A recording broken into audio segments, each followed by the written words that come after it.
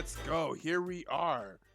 BTL Season 9 Playoff Gauntlet Day 2. We just saw Team Solcho come off of a 2-0 victory yesterday versus Team Jason. Here they are going up against Comfy Gaming. I believe during the regular season, Comfy Gaming won their matchup versus Team Solo Chill. In fact, if I'm remembering correctly, the 16-minute and 21-second game, the victory that Comfy Gaming got during the regular season was actually, I believe, in week 6 versus Team Solo Chill. So Team Solo Chill, after a fantastic performance yesterday, is looking to come back today and see if they can take down the team that previously beat them. But right now, probably playing at just their top level. We saw them play absolutely incredible yesterday. We'll see how they do today. But of course, Comfy Gaming is no slouch of a team earning their 5th seed above Team Solo Chill. So we'll be seeing how these two teams match up here today. And we saw Comfy Gaming had a last-second change to the roster, so that's why they did not have a ban in round 1 of the pick ban phase, and now we saw that they banned out the Shen and the Pantheon away from Valte and JC, and then we see the Sen and the Vega and the Rengar being banned away. Important to remember, hey, there should have been Jedi gifting some subs to the community. Thank you for the subs, Pog Champion. Thank you so much, Jedi. Always appreciate it. Much love. And today in Comfy Gaming's lineup, it should be Expo got a sub. Okay, let's go. Poggers, look at all the subs in the chat. The jungler for Comfy Gaming today, I should note, is RNG Trash Roll. It is not in Defiance, so we'll be seeing some champions being banned from RNG Trash Roll. We saw the Rengar being banned, where we did see Trash Roll pick up a triple kill on Rengar and have just a good performance. I believe that may have been his debut game whenever he first played for Comfy Gaming, so got to ban away some of his champions. Team Solo Chill kind of going, I think Team Solo Chill has shown before that they kind of have the advantage when it comes to those mid-game team fights, and they often pick compositions that allow them to do those mid-game team fights. We're going to see the Galio being picked up once again. It could be a Galio mid, but we have quite often seen them do the Galio bot lane, the Galio support. I think we've seen the Tividaddy, I think perhaps in both games yesterday, I think we saw a Galio support. So Comfy Gaming, I mean, if they did their research, probably would have seen that and did not being bothered by that, says they let the Galio through. We will be seeing the Ashe, the Elise, and the Malphite being picked up. We did also see an Elise being picked up for RNG Trashro. He's played that as well. We've seen that. Seen him play that. Just the early game jungler. Blues just subscribed. Ooh, appreciate the subscription from should have been Jedi. I guess gifting it to JC there in the chat. Always appreciate it. Much love. So yeah, this is what we are seeing here. You know what I'm feeling? I'm feeling like I'm missing a certain beat. Where's my LCS champion select music? One second. Let me get this. I need to get this hype real quick. I need it. Here it is. Hold up. Yeah. Woo. Yeah. Okay. Let's get it. And here we are here in the second phase of the pick bans. We're going to see Comfy Gaming go ahead and ban out the Orianna yet again. We don't want to see JC on those comfortable champions, those Team 5 champions. Definitely don't want to see the Orianna paired up with the Hecarim and the Galaxy. We're going to go ahead and ban that away. And we're also going to see that the Mordecai is going to be banned away from Comfy Gaming. I'm not sure if the Boz 800 for Comfy Gaming is known for playing a lot of Mordecais, but he's known for being able to carry from the top lane position. Going to go ahead and take away one of the stronger top laners in BTL this season, the Mordecais. We're going to see the Wukong being banned away as well. We saw a really good early game performance from Wukong yesterday from Tygoon of Jace. He was not able to turn that into a late game victory honestly, as JC just kind of absolutely dominated that game on Kennen in those team fights. We're going to go ahead and get rid of that early game pressure that Wukong was able to do, and we're going to go ahead and see the Victor banned away from Team Solo Chill. So they are very aware that the Galio is very likely a Galio support pick, and they're going to continue banning away mid laners from JC. So we see the Pantheon, the Orianna, and the Victor. JC showed yesterday he's very capable of carrying his team to victories, doing amazing amounts of damage on the Victor yesterday. So we're going to see the Victor being banned away from JC, and we're going to see the Jhin being locked in yet again for Blakey's guy there in the bot lane. I'm blocking your quick slice. It's over. Free in Defiance. Free in Defiance. The chat is chanting for in Defiance yet again. In Defiance not be able to play in this game for Comfy Gaming, as will be RNG Trash Row in the jungle position for Comfy Gaming. And as I was mentioning earlier, Comfy Gaming earlier this season in their match against Team Solo Chill did have the fastest game, I believe, in BTL history, winning a match versus Team Solo Chill in 16 minutes and 21 seconds. And you know what? I mean, and something very significant about that is the fact that, well, like, In Defiance was a large part of why they were able to get that, Let me cast. I got this. Dude, you're always, you want to cast for real, yo? Yo, we can get you in here. In the time that you're, all right. Quick Slice, you really trying to cast? Quick Slice, yo, I'm down. Hey, yo, I'll get you. Hold up. Support drop. Inviting another caster. And here we go. We're going to see the Blitz Grunkle. Wait, so there is going to be a Galio mint. And see, that is the power of the Galio pick in the first rotation. They can flex it everywhere. So, and we know that both JC and Nativity are capable of playing this Galio. So after they see these bans here, they're going to go ahead and rotate the Galio to the mid lane position. We're going to see the Galio combine with the Camille and the Hecra. Massive amounts of team fights with Team Solo Chill yet again. Wait, Quick Slice, are you online? Quick Slice, boy, get online.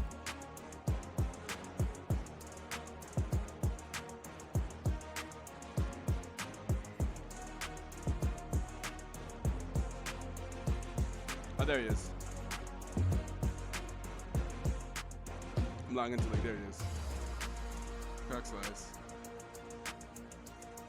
Quick Slice, you got to accept this thing. Join caster call. Oops, cats. Wait, Pixel, get him in here.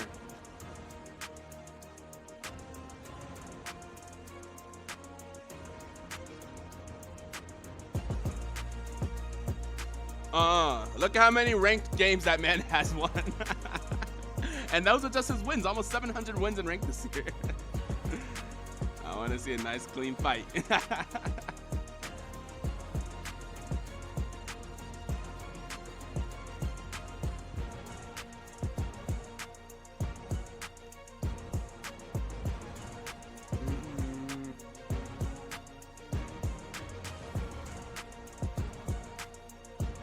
We're going to now be able to transition to the in-client draft.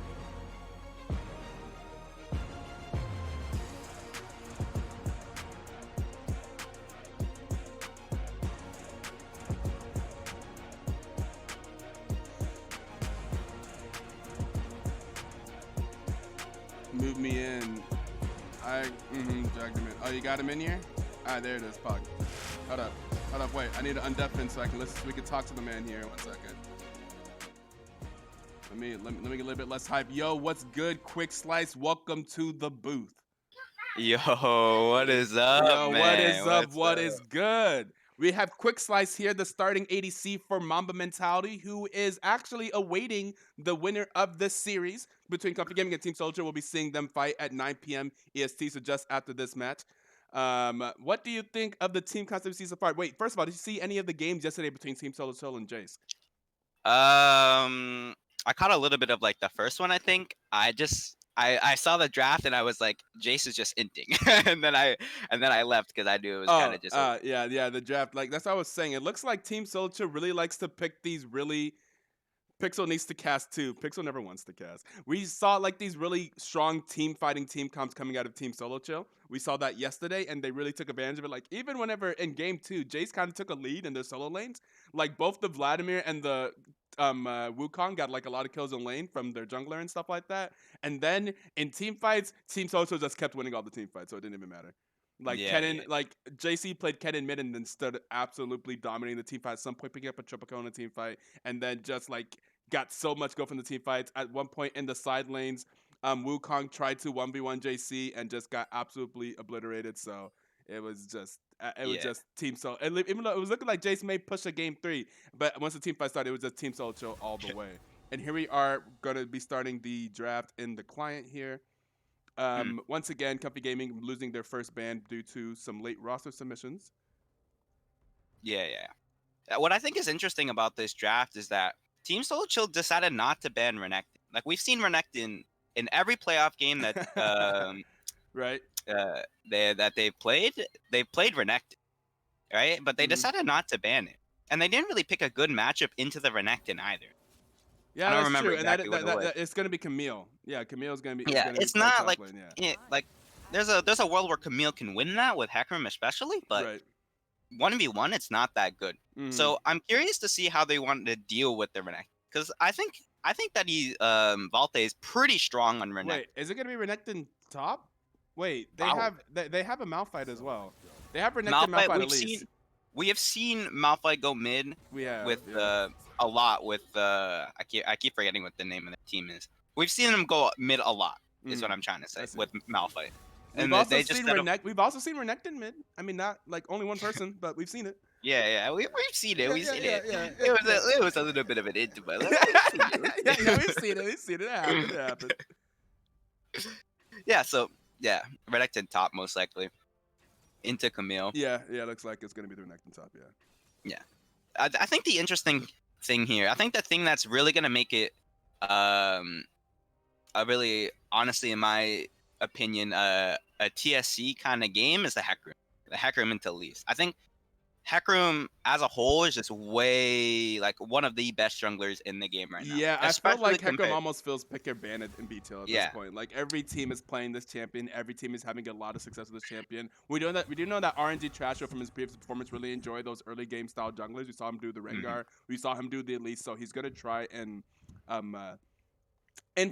trying to influence the game as much as he can in the early game. At least is a very strong early game jungler, really good ganks. But Hecarim is just like feels good like at all points of the game. I don't understand. Yeah. Like what do you do like, about the horse? And I understand the theory about what I keep forgetting their name. I just cannot remember. Whatever. I understand Team the theory. Solo, Comfy Gaming. Which one are you trying to Yeah. remember? Okay. I think I'm talking about Comfy. I understand the theory about like Comfy's comp, especially with the Elise Renekton looking for the dive on the top side, trying to get the top ahead, and then get the split down and make sure that Camille never gets in the game. But if a 2v2 ever happens on the top side, they just win. The Hecarim just wins. Yeah, the Hecarim Camille just wins 2v2. Right. Wait. So did they pick Soraka? I thought that they had Lulu. They had Lulu. They have Lulu. Yeah. So it's like on the other side of the map, because we talked enough about top side. Bot side, it depends, I guess. It depends on how good the Blitz is gonna end up showing up in this game. If the Blitz hits a lot of hooks, especially on Ashe, then the lane's kind of lost. Jhin has better scaling, but Ashe is probably gonna be more useful. At least Ashe for like the first Ashe is always useful. Right? 25-30 minutes of the game. At some point, I used to think that Ashe like soft counters Jhin because like Jhin ultimates Ashe ulti really funny interaction. But I'm not sure if that's like a real thing. It's just funny. It's just fun to do. It's Whenever you see a Jhin open up and like you know exactly where he's standing, you could just follow it and then you just point at your Ashe at him. It's pretty fun.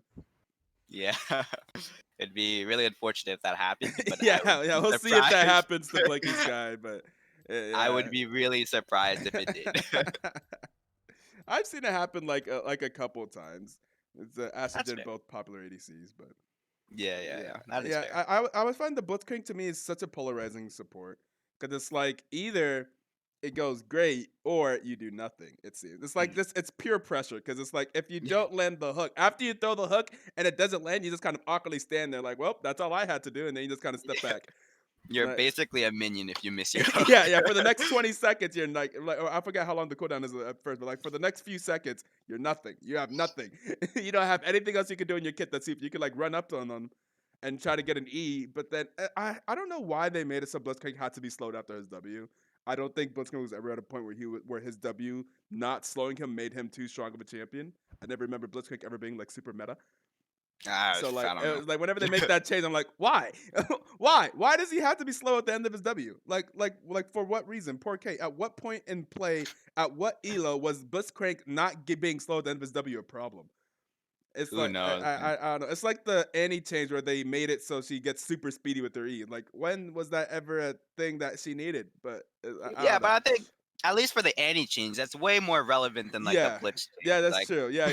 It made Annie pretty powerful, I think. Blitzcrank is just like they just like nerfed Blitzcrank for no reason. There's so many things that you can change in this kit to nerf him, and you change the W. Like, exactly. How does that make any sense? Exactly. I don't understand. Oh, I get all tired and exhausted and slow at the end of my W. Why? Yeah. Why? It doesn't make any sense. He's tired of running. Yeah, it's yeah, I guess that. Yeah, the robot got tired of running. I get that. Yeah. He's not an Olympic sprinter, you know. Right. Doesn't have that what stamina. are your predictions in this game? Are you going Team Socho because of comp, or is that how it was? That's pretty much how it was with Jace yesterday. Everyone's like, well, Team Socho just based off of comp. I think it's Team Solo Chill's game. Hmm. I just don't think. I think Galio matchup for Malphite is really bad. I understand the theory about the top side, but I don't think that they win the 2v2. And then Camille outscales the Renekton, and he can't split her. Yeah. The bots, like Ashe is Ashe. Like she doesn't really do that much damage, and she trades it off for utility. Jhin can just hard carry, especially with the blitz if they hit a hook. I mean, I think Ashe has carry potential. I think as a champion, Ashe like has carry potential, right? Like Yeah, it's like she can. She yeah, has she her can. It's kit's just possible. it's just a lot harder to get to that point. Like the Uh, way I think about it is, Ashe has 2 abilities, maybe 3, 2.5, I'll say, abilities worth of damage compared to something like a Kog'Maw or a Jhin that have 4 abilities that are just all damage. You know, yeah. it's The way I always think it's about it is Ashe is like pretty good against tanks because of her Q and like her attack speed that she builds. Jhin seems to be like, I feel like a squishy, like Jhin just blows people up because he just mm-hmm. does a lot of damage with not a lot of consistent damage because you know he has slow attack speed stuff like that, but he does a lot of damage per hit. But Yeah, Ashe yeah, does a lot of hits, and that makes it good against people that are like tankier because he can like really like slow him down and chase him down and stuff like that. But we yeah, should yeah, be yeah. loading into the game here, and this looks a little bit messed up on this side. Here we go, in game. Team Solo Chill, more like Team Solo Win. I'm Team fine. solo win. Okay, Team Solo win. I like okay, that. all right. So some Okay. bias up here. I see you, Pixel. Very, Very. very bad. Oh man, what about? I mean, Comfy Gaming already has their supporters in the chat. Always something about Cam's always gonna be in the Yeah, chat saying, "Are you feeling comfy?" that's Say not Comfy wrong. Gaming. Yeah, yeah. Comfy Gaming never has a lack of support. They always come through. That is true. I think I don't know if the comps were equal this game. I think that Comfy Gaming has the innate edge because I think they're a better team. Oh, okay. But I think that they kind of just trolled by picking the Malphite mid when they kind of needed, in my opinion, they kind of needed a very like lane strong and lane mid laner. Because I think Elise is gonna get kind of screwed over because Malphite isn't gonna have any pressure in the Galio. And if Malphite ever roams to look for the ult play, then Galio can just ult whoever Malphite ults, and it's kind of just like doomed. They But needed anyway, Zinzao. Yeah, Zinzao mid would have been pretty interesting for yeah, it sure. would have Yeah, been it's really very good. true. That is true. We see Team Solo Chill here invading on the top side. Yeah, I Doesn't expect them find to invade with the anything. Blitzcrank. I will say one thing. I will say for hesitation. This kind of reminds me of. All right, I'm going to make some crazy comparisons here, right? This is like Byrix and TSM, right? Because I think the best player on the map right now is in the game right now is JC. I think after yesterday, whenever JC carried hard on he carried hard on Victor, then carried hard on Kennen. It seems like JC on champions, those control mates where he's able to carry, can like just straight up carry his team. But in the instance of this is like whenever TSM realized that Bjergsen should just always be the carry of the team at some point. Because it's like whenever he's playing for the team, like whenever you play like a Galio and stuff like that, the rest of the team doesn't do lots of damage and stuff like that, then you don't have a lot of damage output yourself, and it's harder to like win the game off of your carrying, right? I think Galio is hard to carry the game with. It may not be necessary. I don't think Comfy Gaming has like enough like carry threats on their side to really make it so JC has to carry. They could probably just play a team game and win that way. But we'll definitely see. Yeah. I mean, Galio is also like definitely in his champion pool for JC. It's like a nice roaming thing. We could see a lot of things happening in the bot lane, especially with the Blitzcrank, like landing pulls like that. I think Blitzcrank and Jhin are like very easy to gank for. Or like Jhin as an ADC is easy to gank for because he really follows up on damage with CC very easily, right? With like literally anything with his W. So I always think like how easy is my bot lane to gank for sometimes when I'm mid lane if I'm trying to look for roams, especially like a Galio or something like that, or any roaming champion. Like if they have like easy to execute CC, which Blitzcrank just kind of runs up with you with the W, hits you with the E, hits you with the Q, then you have the W from Jhin, so really set up the ganks pretty easily.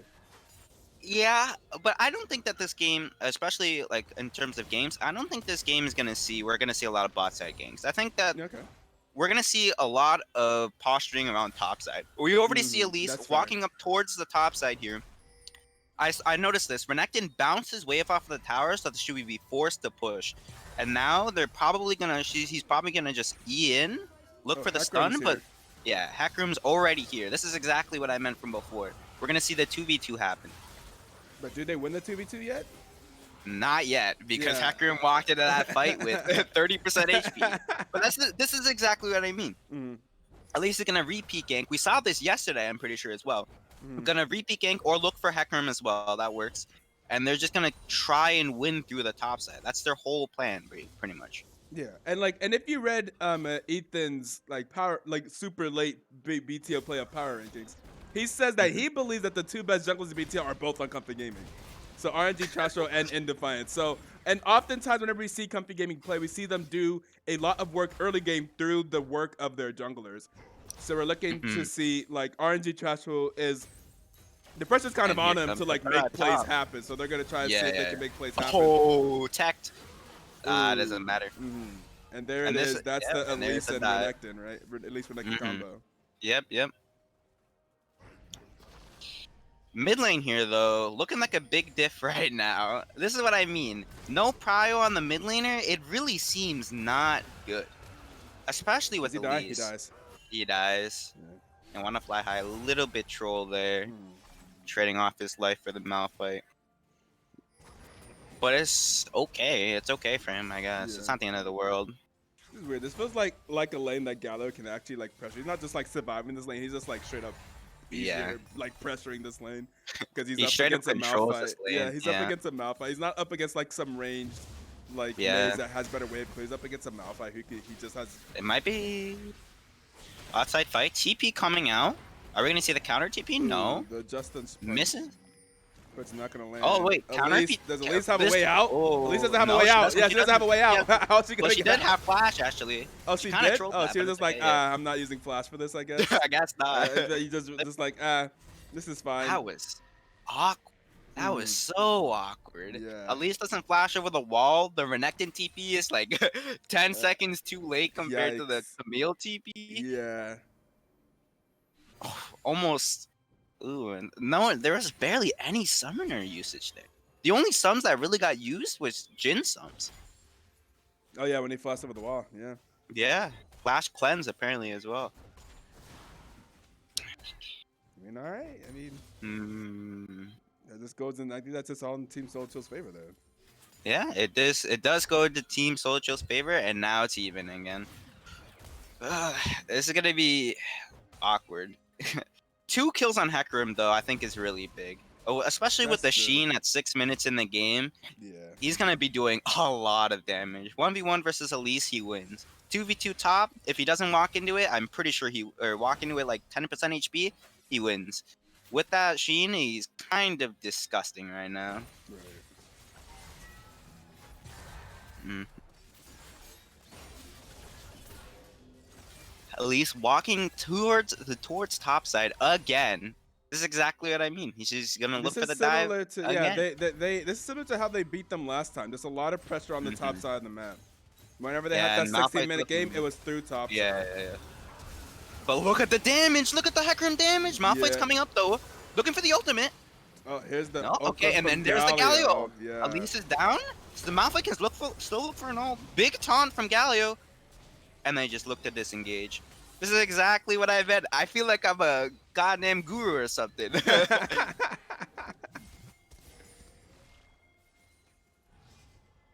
Yeah, the Hecarim right now 3-1, having all 3 of Team Solchill's kills. Very big right now, doing a lot of damage. Yeah.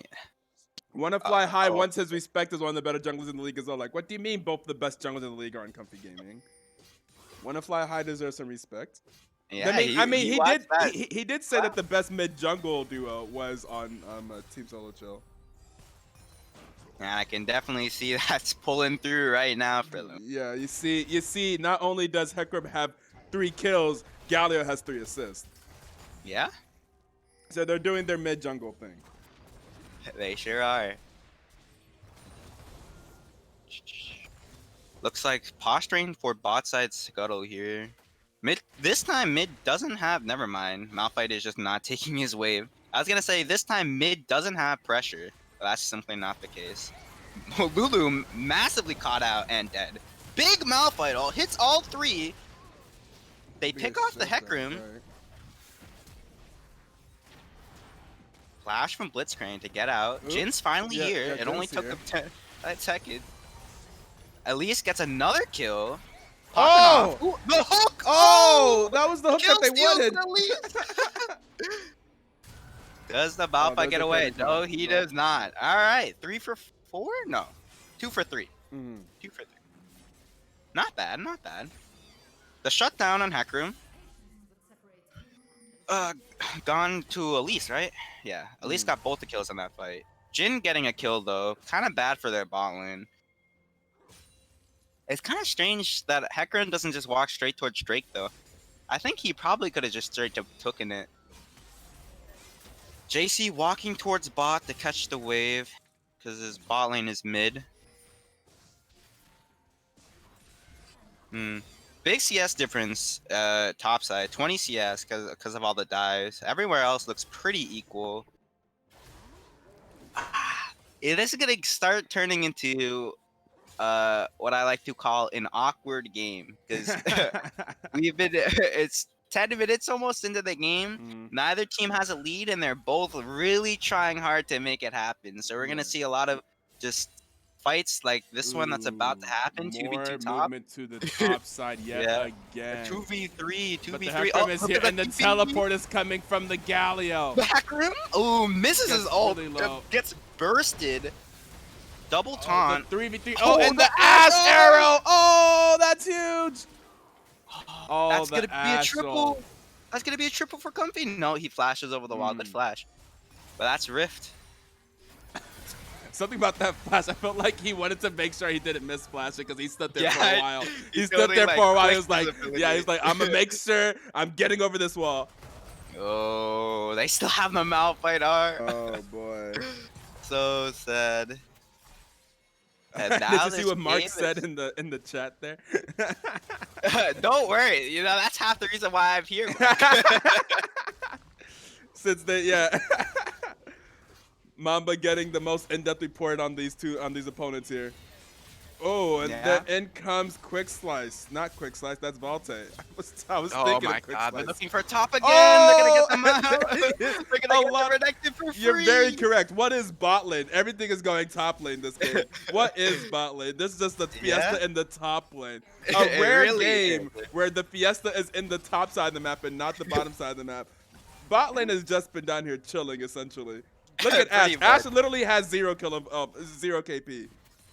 Actually, Ash and Lulu both literally have 0 KP. And that's actually really bad for Comfy because when Jin roamed, he got the kill. Blitz also got a kill. They got like basically, what is it, 4-3 KP each. That puts them way ahead, and they can just kind of like force their way through this lane because they like the junglers just refuse to gank bot side.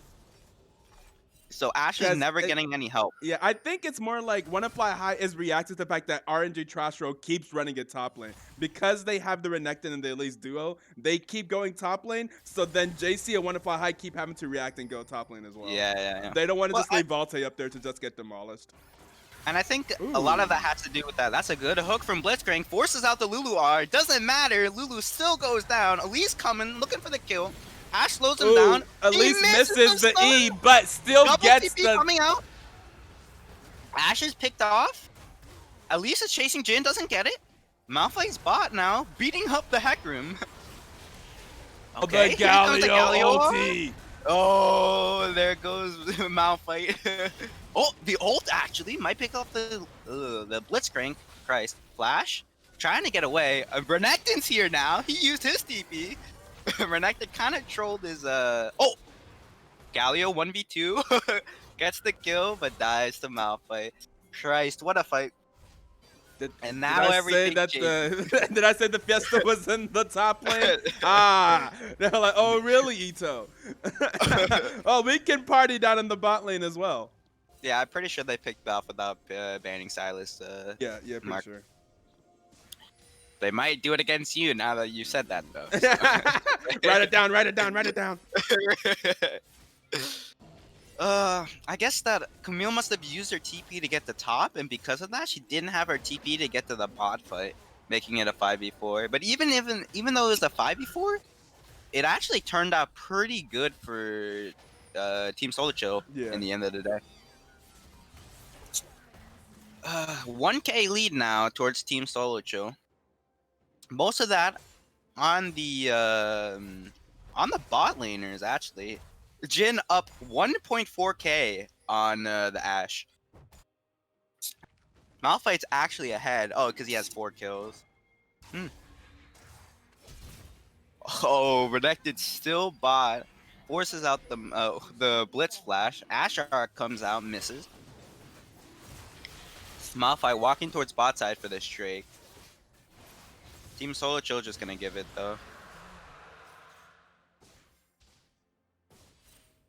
I think that Team Solo Chill is in a really good spot to just slow down the game now. Just slow it all the way down because they have the late game, right? Elise isn't going to be useful that useful late game. Right. Renekton's not going to be that useful late game. Very true. And then Malphite they have the superior team fight composition as well. Yeah. Malphite is pretty much going tank. He's not really going damage. Camille, Jin, Hecarim can all carry pretty hard. If they just slow down the game, it's going to be very difficult for Comfy to come back. Both junglers on the top side here. Rift is dropped. Looking for the tower. It's going to fall. No plates, though, because it's 14 minutes. They're going to look for the 3v3. Malphite's already walking up. Galio does not have his ult. They're just going to back off. That's good. That's good on TSC to realize that Galio has no R, no TP. If they take the 2v2, Malphite's just gonna look to ult and win them the fight. Kind of inting though now, never mind. Kind of inting. A lot of damage coming out of Trash Roll there. Yeah? Ooh. Looking to dive the Cavill, Christ. And we've seen this. This is looking pretty similar. We've seen this before. 15 minutes in, and they destroyed the second tower in the top lane.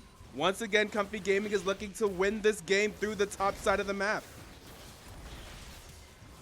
They're hard engaging Galio, tower diving, gets the kill. They might take the third tower here. Both of the bot laners are similar. Oh, this is looking way too similar. I've seen this before.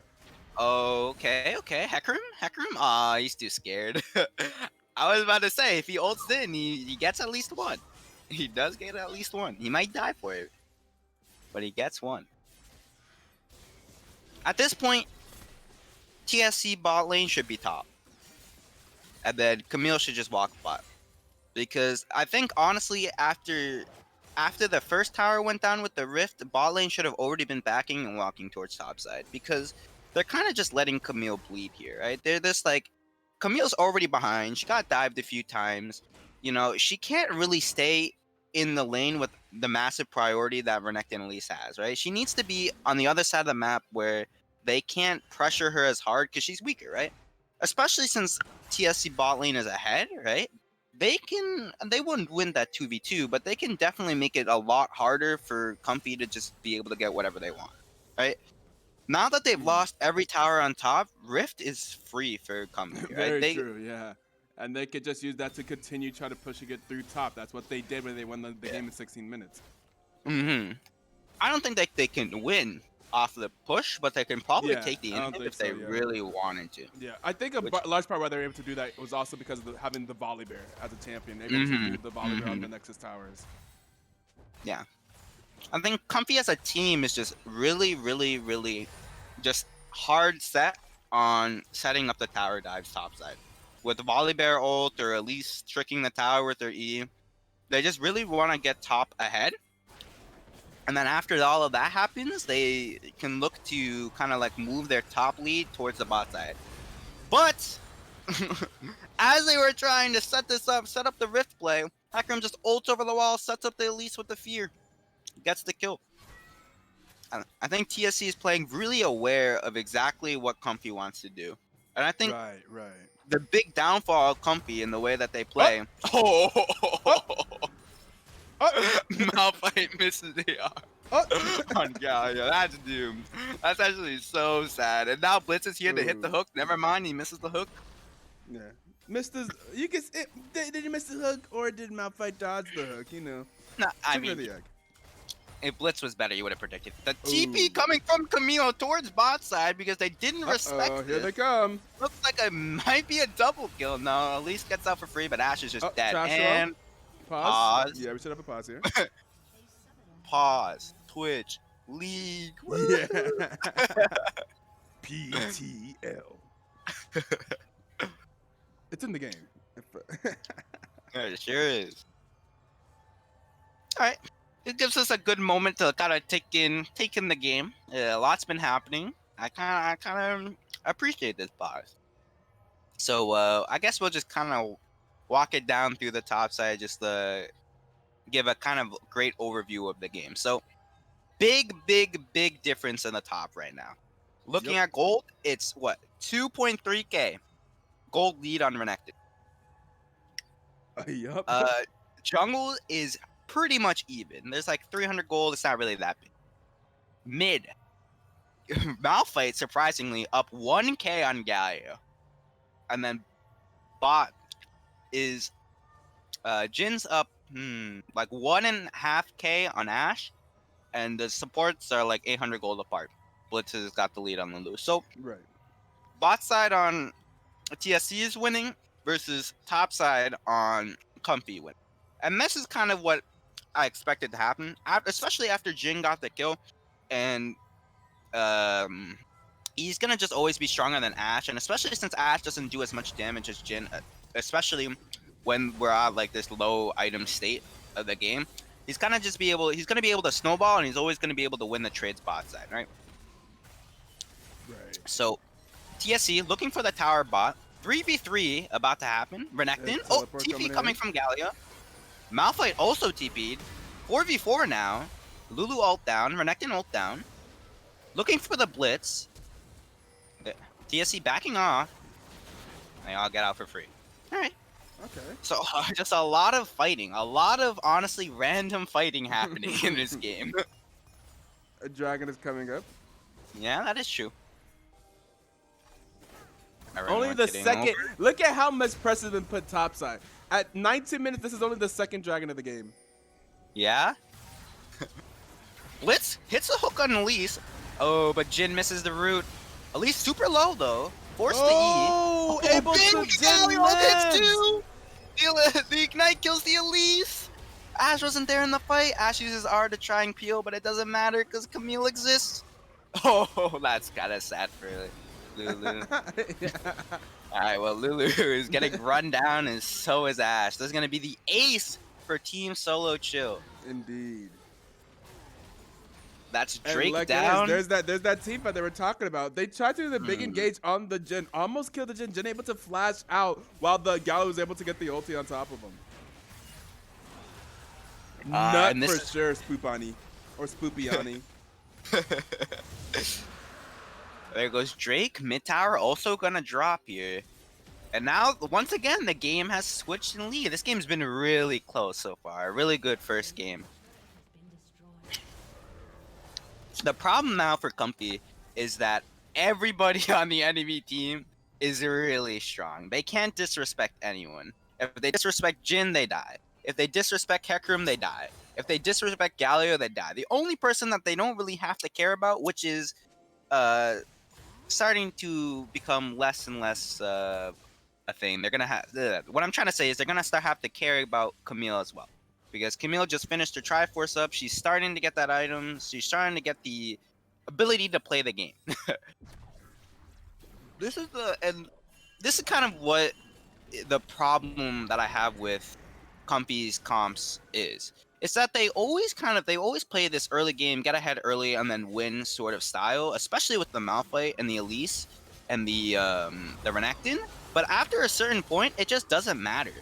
Even if they won early, like 2v1 on the top against Renekton. If they can't win the game with it, then if they can't win the game with it, then they lose, right? It's a pretty much like they're very good at executing the comp, but against teams that can read what they're trying to do, it becomes a lot harder to win. Jin caught out. Oh, very dead. Very caught out. Very That's dead. Feels Very bad, dead. Yeah. even if he had cleanse up. I'm not sure how they learned the CC, but if they imagine if he got hit with Asphalt and cleanse, Asphalt got hit with at least Cocoon, that would have just felt bad. That would have been so sad for him. At least use Flash there, so it's not the worst thing in the world. At the very least, he got something out for that. But that is a shutdown that went on to Lulu, which I guess doesn't really matter. Which is probably what you want. Yeah. All in all, not the end of the world. The game's kind of open right now. If TSC loses their mid tower, the game's gonna be really open. 22-minute game, and there's gonna be basically no tower pressure for either team. I think, going way back to the point that I made before about Malphite, this is like the extent of what Malphite can do right now. He's doing the best that he can. You know, he's walking towards top side ulting. He's walking towards bot side ulting. He's being on the map, but because he's Malphite, especially into Galio, look at the tower HP mid. It's not even halfway. You know, he's had no tower pressure. And because of this, it's really stifling for Elise, right? Because Elise can't really walk into the the enemy jungle. Not that she wanted to in the first place. She gets exploded. Yeah, but she doesn't really get she doesn't really get to counter jungle as much. Hecarim running down the Ashe. She gets away with heal, or she doesn't get away with heal. What healed her? Redemption? I don't know. She got away somehow. But at least not so lucky. Rested in peace. Jin though. Just hard engaged on by the Malphite. 4v4 now. Oh, Hecarim doing big damage, but not enough. But taking Ashe big arrow. damage. Big taunt from JC, but it's not enough. It's not enough. Blitz running away from the Renekton, probably not going to be lucky enough to get away. Flash is away. Really hoping. That's what I was kind of saying. I wish JC was like on a carry. Yeah, like on a mage there, like on a real control mage. I think he could have really. He was like in a great position to potentially carry that fight. He really was. It's just tough. It's tough because, especially against Comfy, if you pick a control mage mid, then you let Malphite have the early game, and he's gonna have a lot of pressure on the side lanes, right? So picking something like, TP coming out from Camille, being a little bit aggressive. Another TP coming out from Galio, also being pretty aggressive, looking for the kills here, but they're not gonna find it. It stays pretty comfy. Get it? Anyways. Comfy constantly does that. He tested that. Cam in the chat, always thinking of Comfy puns that he could do. Yeah, that is true. But anyways, I don't know. Picking a mage here just gives Malphite a lot of pressure, right? So picking Galio allows them to stifle the Malphite, but it doesn't let JC carry as hard as he might want to.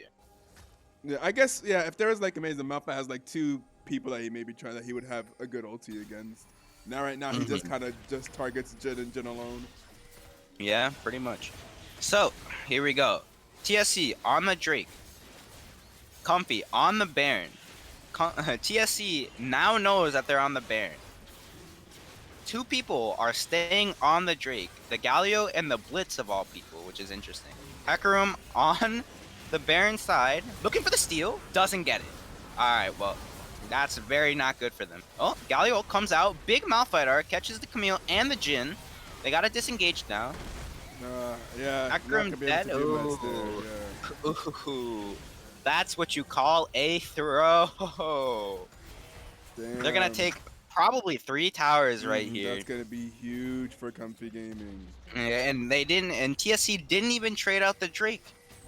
Didn't even get the Drake. That's terrible for them. Timers are still pretty long. 15 seconds on almost every member of TSC right now. Drake gone. Tier 3 mid gone. Inhib might go too. No, they're staying for Inhib. It might be risky now. They're backing. They're back. They know. That is very not good for TSC. I did say this before. I do think that Comfy is just the better team skill-wise. And I think a lot of that has been showing through the game. Right? I think this game has only been as close as it has been because of the comp diff, right? And the ability for TSC to just win team fights just because their comp is better. But I think they also just play team fights well because they're like the most consistent lineup. expect. Like these five people that we see on Team Soldier have played every single game for Team Soldier. They don't have any subs. It's just these five. Mm-hmm. That is true. But I just think that they're not as good, honestly. I don't think Oh like man. like I'm not trying to be toxic or anything, but like I just don't think they I don't play know as if I well. I think necessarily agree. I mean, I think Comfy Gaming, like their skill, like is like maybe shot calling and like they also have usually have pretty good team cons. They play well together towards their game plan. I think they executed their Mhm. game plan pretty well. I don't know if there Yeah. any individual skill. I think, again, I'm disappointed just to see. I feel like yesterday showed that like JC is really just the carry of this team, and you should let him carry. That's why I was like, I Yeah, like the team composition idea here, but it's like I feel like Jin, like who's the damage threat on the side of Team Soldier right now? It's just Jin, right? yeah. Kinda, yeah. Okay, but anyways, TP coming in top. 4v5, 4 in the favor of Comfy, gets 2 kills, big mouth lidar, catches the Jin, Ash Arrow hits the Camille, and that's all she wrote. Yeah, that's what I'm Game saying 1 here. goes to Comfy. Yeah, it's Off gonna of a be throw Comfy from there. Team Solo Chill. Joe is looking pretty good there, but Mm-hmm. Mm. It's really unfortunate too, because I really think that TSC had a really good opener for this game. yeah, they did for sure. They did for sure. And at some point, it Like, just started falling apart. yeah, like I felt like they had a really good read on exactly what Comfy wanted to do, and they were doing really well to stifle that, right? But I think that they just let a little bit, like Comfy have a little bit too much space. They let them make the plays, they let them dictate the pace, and they always try to be reactionary and just Right. play around them, I also which is feel like fine. if as the solo damage threat, I don't think Jin's the right call as Yeah. a solo damage threat. I think also Hmm. just like he's just gonna get caught out like that. He's very immobile, and Jin is not the greatest at putting damage onto tanks. So Yeah, that is true. I feel like it feels like a different ADC pick there. I think. That game was won by Comfy Gaming. Comfy Gaming won the first game. We're gonna go ahead and look at the damage charts here back in the client, and we're gonna see that the most damage of the game was like pretty much even between the Renekton and the Elise. The most damage on the side of Team Soldier was once again Galio, but not Chase. as much as before. Whenever we looked at these damage charts yesterday for Team Soldier, we saw that JC's number was like way over here, and everyone else was like halfway. Like JC was just hard carrying the game with damage. He did the most damage in this game as well, but not that much. Did less than both the Malphite, the Elise, and the Renekton. We see that Ash also did some damage here. But yeah, that's what I was saying. I think just like team fight composition, I think not saying that JC necessarily has to carry. I just think that he should be put in a position to carry. Yeah, I agree. Yeah. I think what I want to see from Team Solo Chill, pick a really strong weak side top laner. Pick something like Mordekaiser, right? I don't know if it was banned that game. I'm pretty It sure it was was, but banned. pick Yeah, it something. was banned. Yeah, But pick it something was like banned by Mordekaiser. Team Soldier themselves. Oh wow, really? But Yeah. anyway, that's interesting. But anyways, pick something like Mordekaiser, a weak side, a really strong weak side top laner, right? And just put him on an island, right? You kind of have to expect that he's gonna get dived, right? But if he lives and gets to 6, if they try and dive a Mord at 6, he's just gonna ult one of them under his tower, right? If he plays really safe, then TSC jungler can look to get mid bot ahead, right?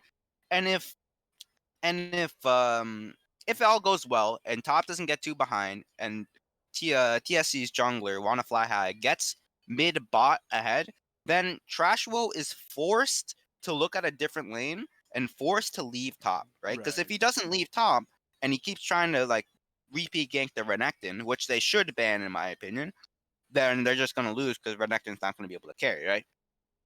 Right. I don't think that the way you beat Comfy's like style of play is to constantly try and counter game. It's a style that works, right? But that also forces you as a jungler, especially for TSC, it forces you to stay on top side and to just sit and make sure that Elise doesn't die. Because if she constantly dives him and like you're not there one time, then it's over for top, right? You know what? I also think it would have been interesting. It would have been interesting to see bot and top swap at some point whenever top lane lost tower, Yeah. and let bot lane try to farm out. Like I think they would have had a more difficult time forcing what happened top lane against 2 people, right? So like if both the Jhin and the Blitzcrank were top lane, then I mean they could still try, but I think it's they should have an easier time just clearing the wave safely, and not getting dived as much. So that would have been an interesting play as well. I think, especially after they dropped the rift, I think bot should have just left bot lane and walked towards top. Yeah, I think so. Yeah. But I mean, TSC still put up a really solid fight. Like I think TSC really is aware of what Comfy is doing. They're just not. They just didn't know exactly what they needed to do in response. I think this first game is a really good feeling out game for TSC, and I really hope that they can kind of like get it together now and kind of just figure it out. All right, so let me especially the since they were winning. Sounds good.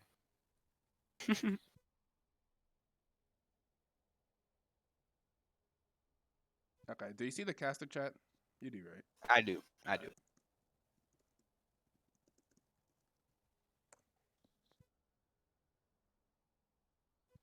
Let me play some music while we're waiting here. For the stream. Let's go. Yeah, this sounds lit. Yeah, let's play this.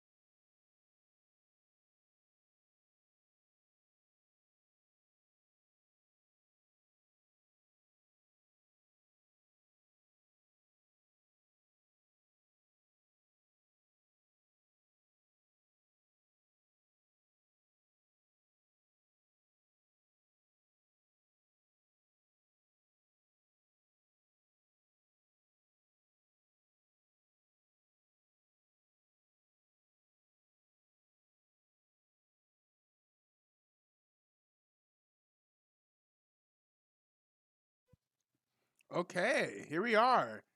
Game 2. Hold up, wait. I'm trolling. There it is. Here we go with the Game 2 draft between TSC and Comfy Gaming. Team Solcho now on the blue side. And having the first ban in the game, we're going to go ahead and ban away RNG Trash Rose Rengar. We're going to see the Veigar going to get banned away from America Owns All in the mid lane. And Comfy Gaming coming out with the ban of Shen in the top lane against Volte. And you see, I've been wondering about the Shen ban because a lot of people have been banning it, but I haven't really. Maybe he just. Is he like a Shen one trick? Because he always gets Shen banned away, but I haven't really seen him play it.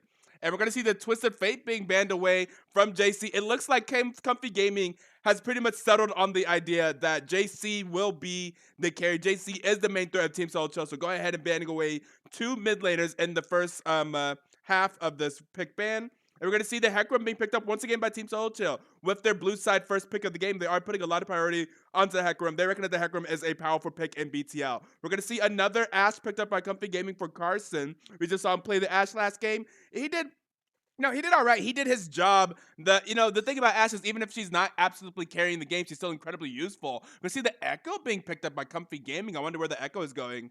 Echo, one of those champions that can go into like a million different roles. So we'll see where the Echo goes this game.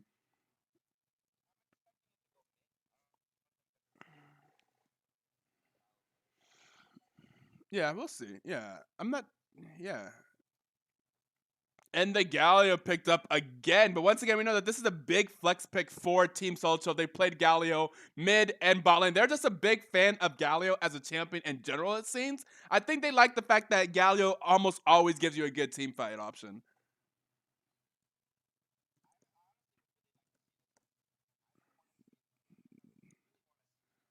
Yeah. Solid ADC in general. Right.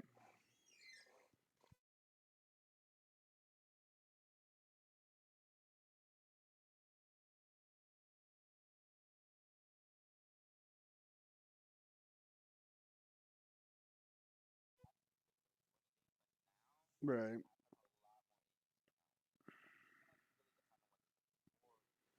Interesting. They're preparing for the Galio mid lane pick.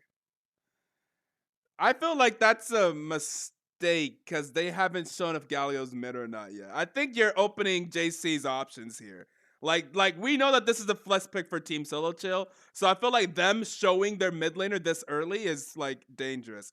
Unless they can flex the Lucian. Do you think they can flex Lucian to like top? Yeah.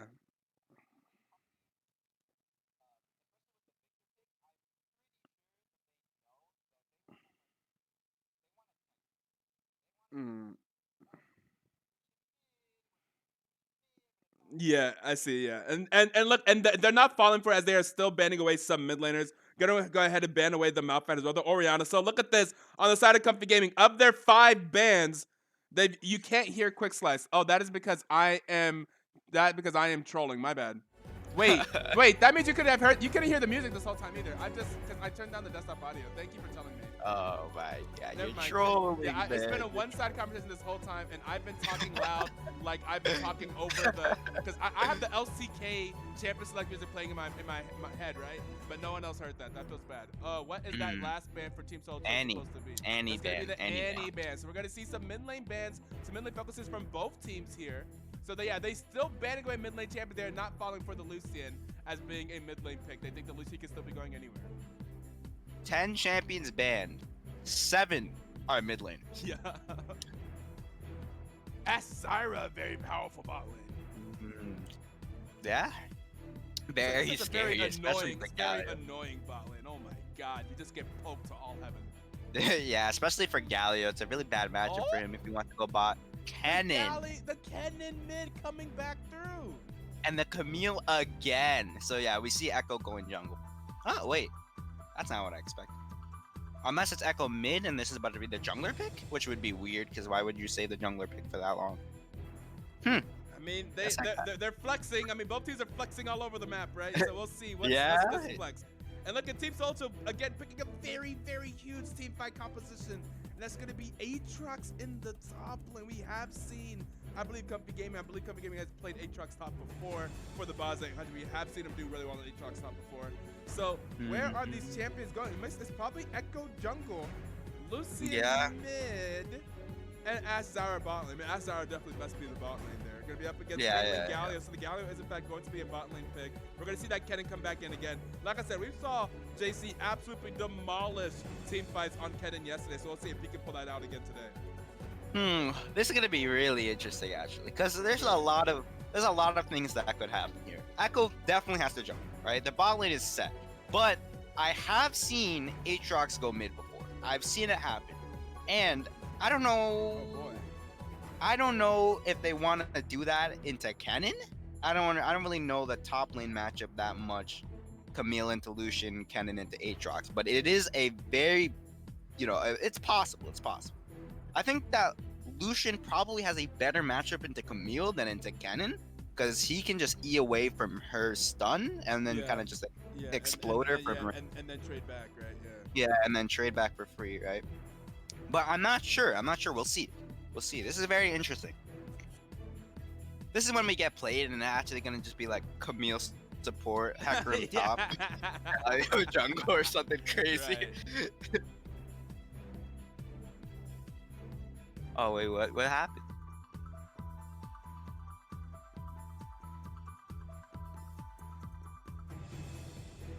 It just looks like some PC. Okay.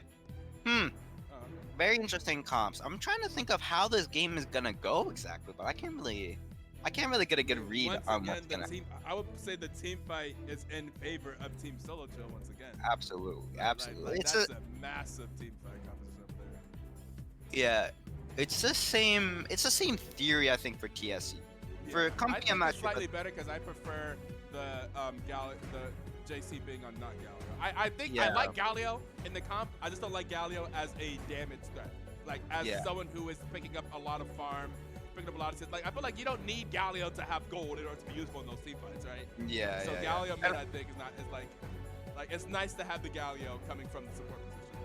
Yeah, and especially since a JC on Galio still did the most damage on his team, right? So he was still, even though he was playing traditionally like way tankier, less damage tank, like mid laner, he still out damaged his like 6-kill Jhin and his Hecarim and everyone else on his team. So seeing him on a carry here is going to be really good, I think. But for Comfy, on the Comfy side though, it's still really confusing to me. I don't really understand what exactly they're trying to do, because it's definitely not the same way it was as last game where they picked the Elise Renekton top and they looked to dive top. Echo cannot dive early game, especially like he's very in terms of jungling, he is very weak early game, right? He's definitely a lot weaker than basically any other jungler that I've ever seen Trash will play, at least early game, right? So it's a little bit weird to me because, as like we said this last game, but Comfy Gaming as a team, basically every one of their junglers has always been really trying hard to put a big impact on the game early game, right? They're always trying to get their team ahead, trying to get, some lead in a lane. Echo is not really that much of a ganking jungler. He's not going to go into a lane, help them win lane at level 3, right? So it's weird. It's just weird. And I also don't really understand how they win the game. I can understand that they can win their lane matches, but their team, especially in terms of team fighting and like objective control, is kind of weak. They don't really they just don't really have a win con other than get ahead early game, beat them up in a team fight because we're ahead, and then win. But we'll see. Maybe I'm just small brain and they're gonna show me, a real good comp. Very possible. Switch off of the champion selecting that just keeps going on repeat. We're gonna play something different. Sounds good. Whereas, I love the reason the champion select music is not supposed to last for that long, so it's just for champion select. So after that, just end up repeating.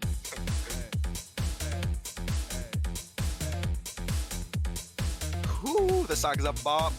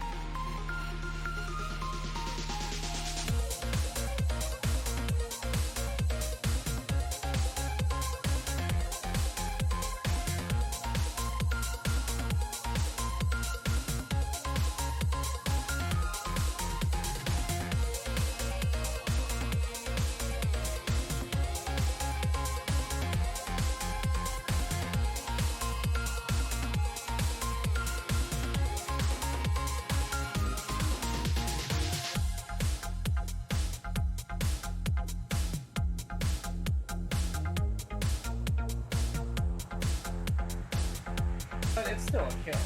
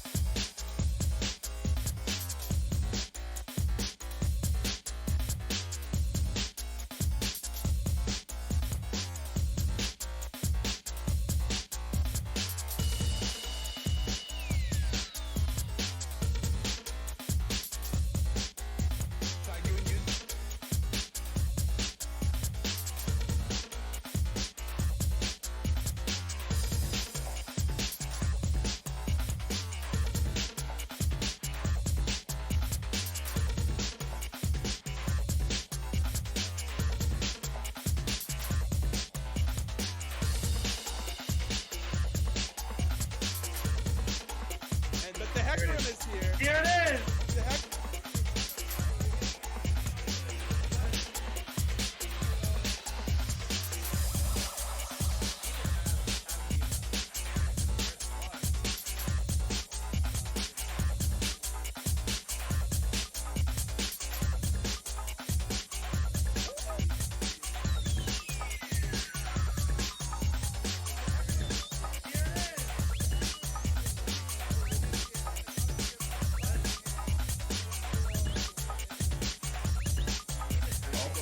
But it's still a kill.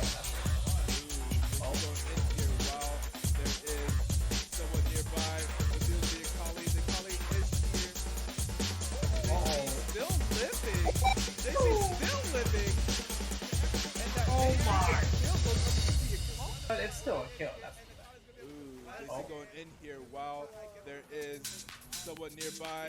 Reduce the Akali. The Akali is here. JC still living. JC still living.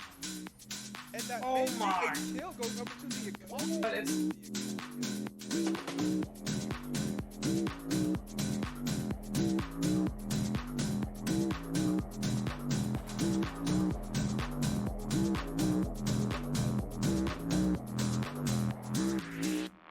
I'm coming in.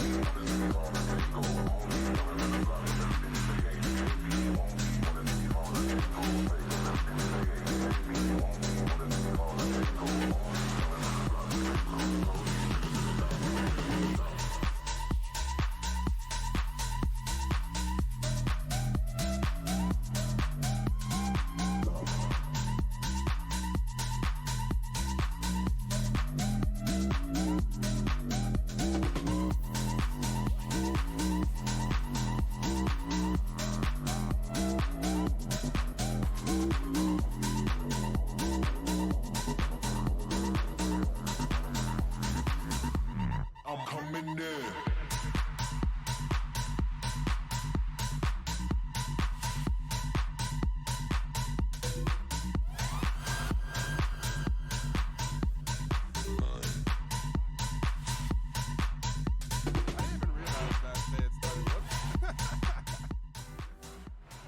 Draft had started. My bad. Well, I mean, Yo, I guess. Can they hear me? Yeah. I think they should be able to. Okay. Can you guys hear? Can you hear Quick Slice? Yeah. Just to make sure that you did like troll me. Yeah. I mean, I'm like pressing like a million different buttons at the same time right now. To be honest. I was like, oh So man, I was pulling up clips, I was messing with the music, and I was trying to make like pay attention to the Discord chats. It's all good though. Here we go. I mean, like I said, we've already kind of seen this draft already in pro draft, so it's not like we missed too much. There was no Yasuo there. There it is. The Lucian. So they So will it be is taking gonna the be Lucian mid, yeah. Okay. I was kind of hoping they'd spice it up a little bit. Still have some hope left in my heart. I mean, Lucian mid's kind of spicy already. Alright, Kinda fair spicy. enough. There's some spice to it. Fair enough. I think what this means is that mid, the mid Lucian should beat the Ken, right? Theoretically, we're saying theoretical here because who knows? Okay. Maybe Hakrim walks mid and like insta kills the Lucian and then Kennen wins. But theoretically, Camille should be able to just sit there and outscale the Aatrox, right? The Kennen should lose to the Lucian. Does Aatrox get outscaled by Camille? Yeah, I think so.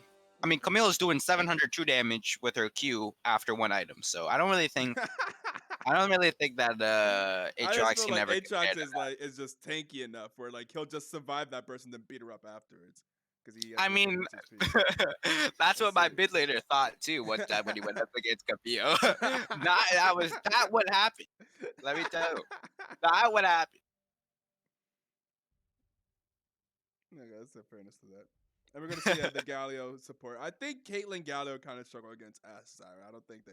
I mean, it's Yeah, probably not terrible, but I think Galio just gets poked to all hell here. yeah. Galio's gonna have not a great time. Yeah, it just feels like just a terrible time. Yeah, I would say that Zyra is probably Galio supports like worst matchup or one of the worst matchups. I feel like no melee support enjoys going into Zyra. It just feels Yeah, goddamn absolutely not. awful. It really is. So It's terrible. miserable. It's so It's sad. complete misery. Yeah, like you may not even die, you'll just hate it. I You'll mean, just I be hate low playing health against. and being under tower the entire time. It's terrible. I hate playing against Zyra as an AD. I can't Yeah. imagine what it feels like to be like a Blitzcrank in that lane. Yeah, exactly. It's Yeah. so sad.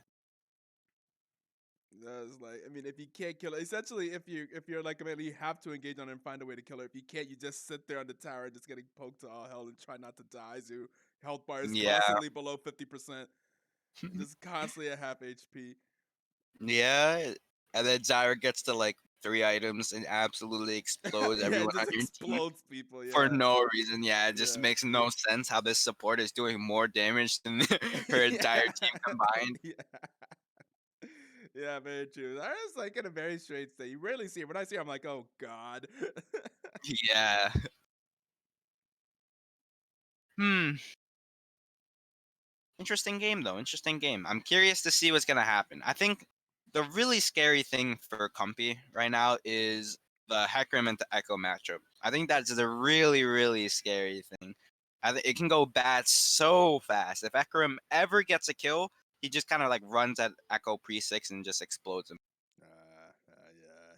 I've seen it happen before with my own 2 eyes in a BTL game where Echo, or maybe it was in a scrim, but where our Hecarim just ran into Echo's jungle, found him, and just hit him with 2 abilities, and he was dead. And there was nothing he could do. He had no chance. And I was just like, I was just like, oh my god. So this is why they don't pick Echo jungle anymore. I see.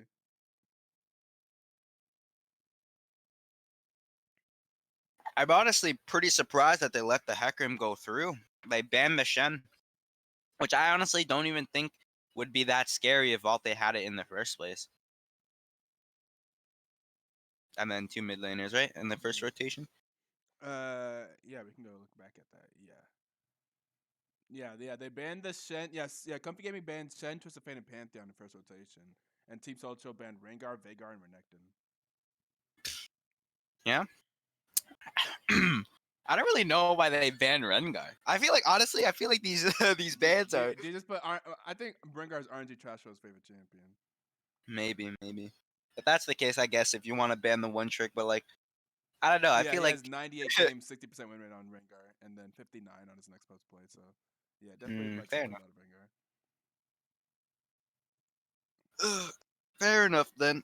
But yeah, sometimes with one tricks you really have to see like, is the one trick worth it? Because like, if the one trick, like, if it's just one trick like a bad champion, you're like, I mean, like, the In champion's just my like not good in comp. Yeah, in my opinion, Rengar is a bad champion in comp. Like an absolutely terrible champion in comp. But I mean, if you're scared of it, you're scared of it. He did do some things the first time that he played the Rengar, so I mean, I understand. So here we go into game 2. Comfy Gaming winning game 1. They do have that 1-0 victory lead. I'm mostly saying that to myself so I can remember to update the graphic because I forgot to. TP on the Lucian, by the way. Kind of Very interesting. interesting. I would not expect that at all. Yeah.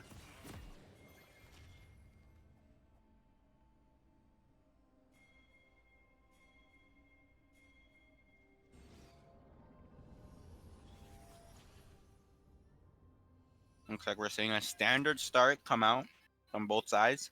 Just a 5-point. No invades this time around. Trash will. Kind of trolling, but whatever. 30 seconds until minions spawn.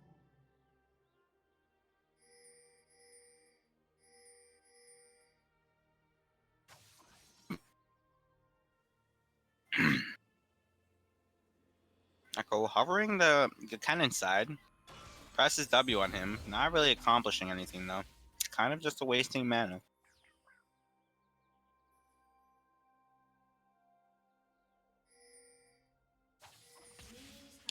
Looks like both junglers. Oh no, Echo's gonna start his red first. Interesting. So, from my preliminary view, what this means is Trasho is going to be looking to play towards bot side, which is strange. Strange for this team, because you've almost never seen them playing towards top for bot side. But what I would assume he's going to try and do is either full clear top side and then look to try and get Scuttle, or he's going to clear his red, go to Raptors, and full clear bot side, then look bot. And just trade out the Scuttles.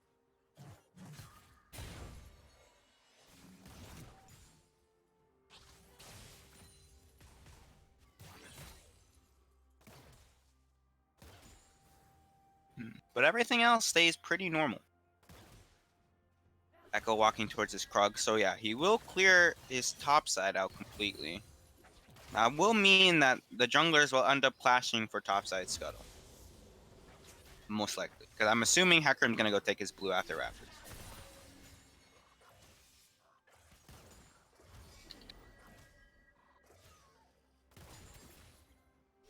Lucian already walking up, getting the vision. Hecarim decides not to go towards top side. Instead, it invades on Echo's bot side, looking for a gank on the Lucian. Pops the Ghost. Oh, cancels the Lucian E with his own knockback. Forces out the flash and the back. Hecarim now on the top side. Echo also on top side. They know that Echo is there. Camille engaging on the Echo. Echo stuns the Hecarim, gets away. Hecarim chasing. No. Instead decides to go for the Aatrox. JC's here. Oh, the flash for the stun. Well played, I think, by Camille. Just good mechanics there to extend the E for the stun there. Very well played. Yeah. That's first blood. On to, who is that? Kennen? No, Camille. Camille gets first blood on Aatrox. Good. Good shit, good shit. Yeah, for sure. Top side Scuttle. I thought that he was gonna miss. I was like, oh, he's too far away. But then Yeah. flash. I like plays like that. Yeah.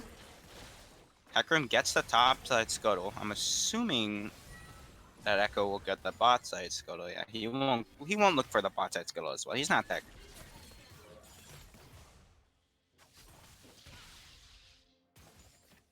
But the lead does go on to Hecarim, especially in terms of level.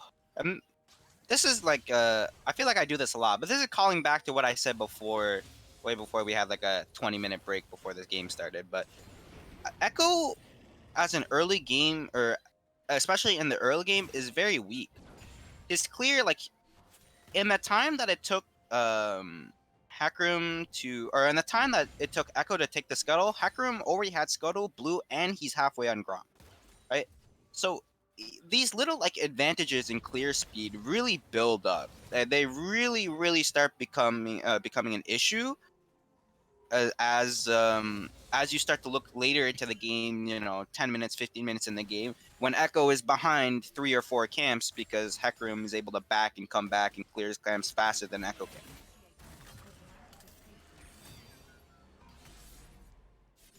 Back when Echo used to be good in the jungle, it wasn't as much of an issue because his clear was still pretty decently strong.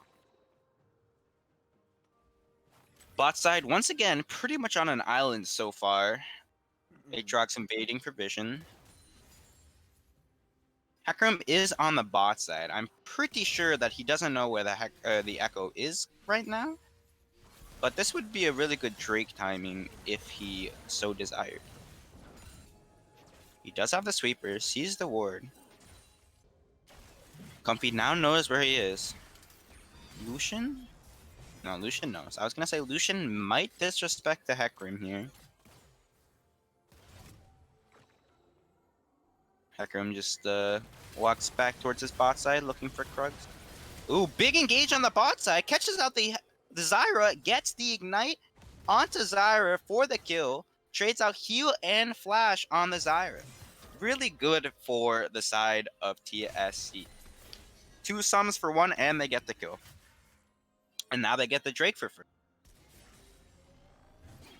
Really not shaping up to be Comfy's game so far.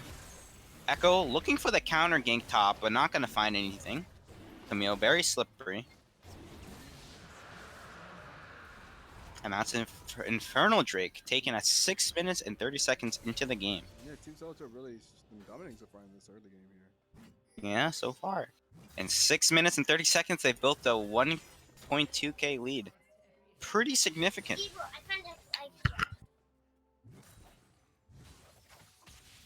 I'm just gonna watch him farm it out. Yeah, pretty much. This game's a lot quieter than last game. Well, yeah, I mean, at some point last game just got crazy. I think at first it was alright, and then at some point it just got crazy. Just like fiestas all over the place. So I think around like 10 or so minutes. So I think it was a little bit later. Mm-hmm. There was the second dragon came up like at 19 minutes. So definitely know that there will be a lot more dragons this game. A lot more stuff happening in the bot side. Yeah, this game will be a lot more traditional than the last one. Yeah. What's curious for me here, I've been watching the junglers a lot because that's the only thing that's really happening in this game.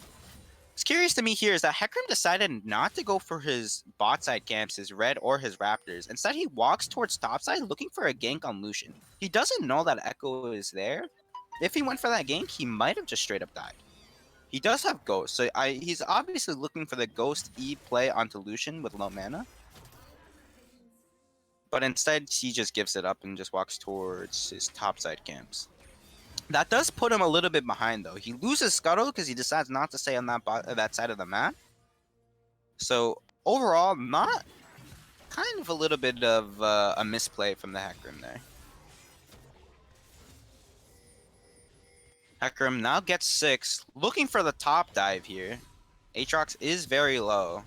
It is a very clean dive if he gets there in time, which he will not, unfortunately. But that does mean that Rift will go to the side of TSC.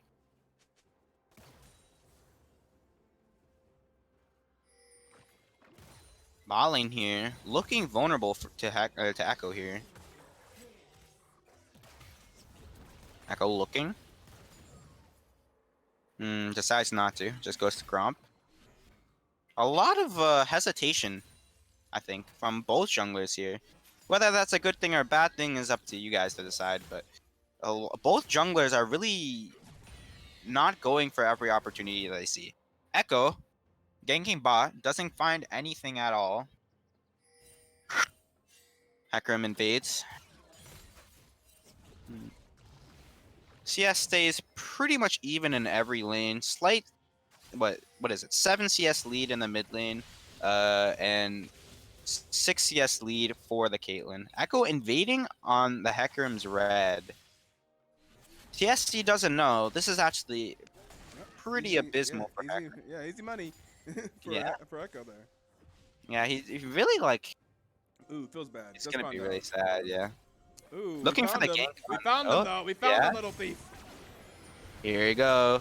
Hard engage on the Echo. Half his HP gone immediately, but Lucian's already there. Here comes the Echoar. Galio engaging onto the Zyra. Flash from Cannon gets 3 stunned.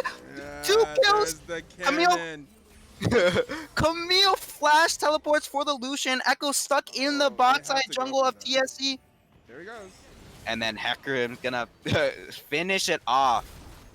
4 kills for the side of TSC there. Oh boy, and that's why I said Massive. that cannon pick is just huge for JC. Absolutely massive.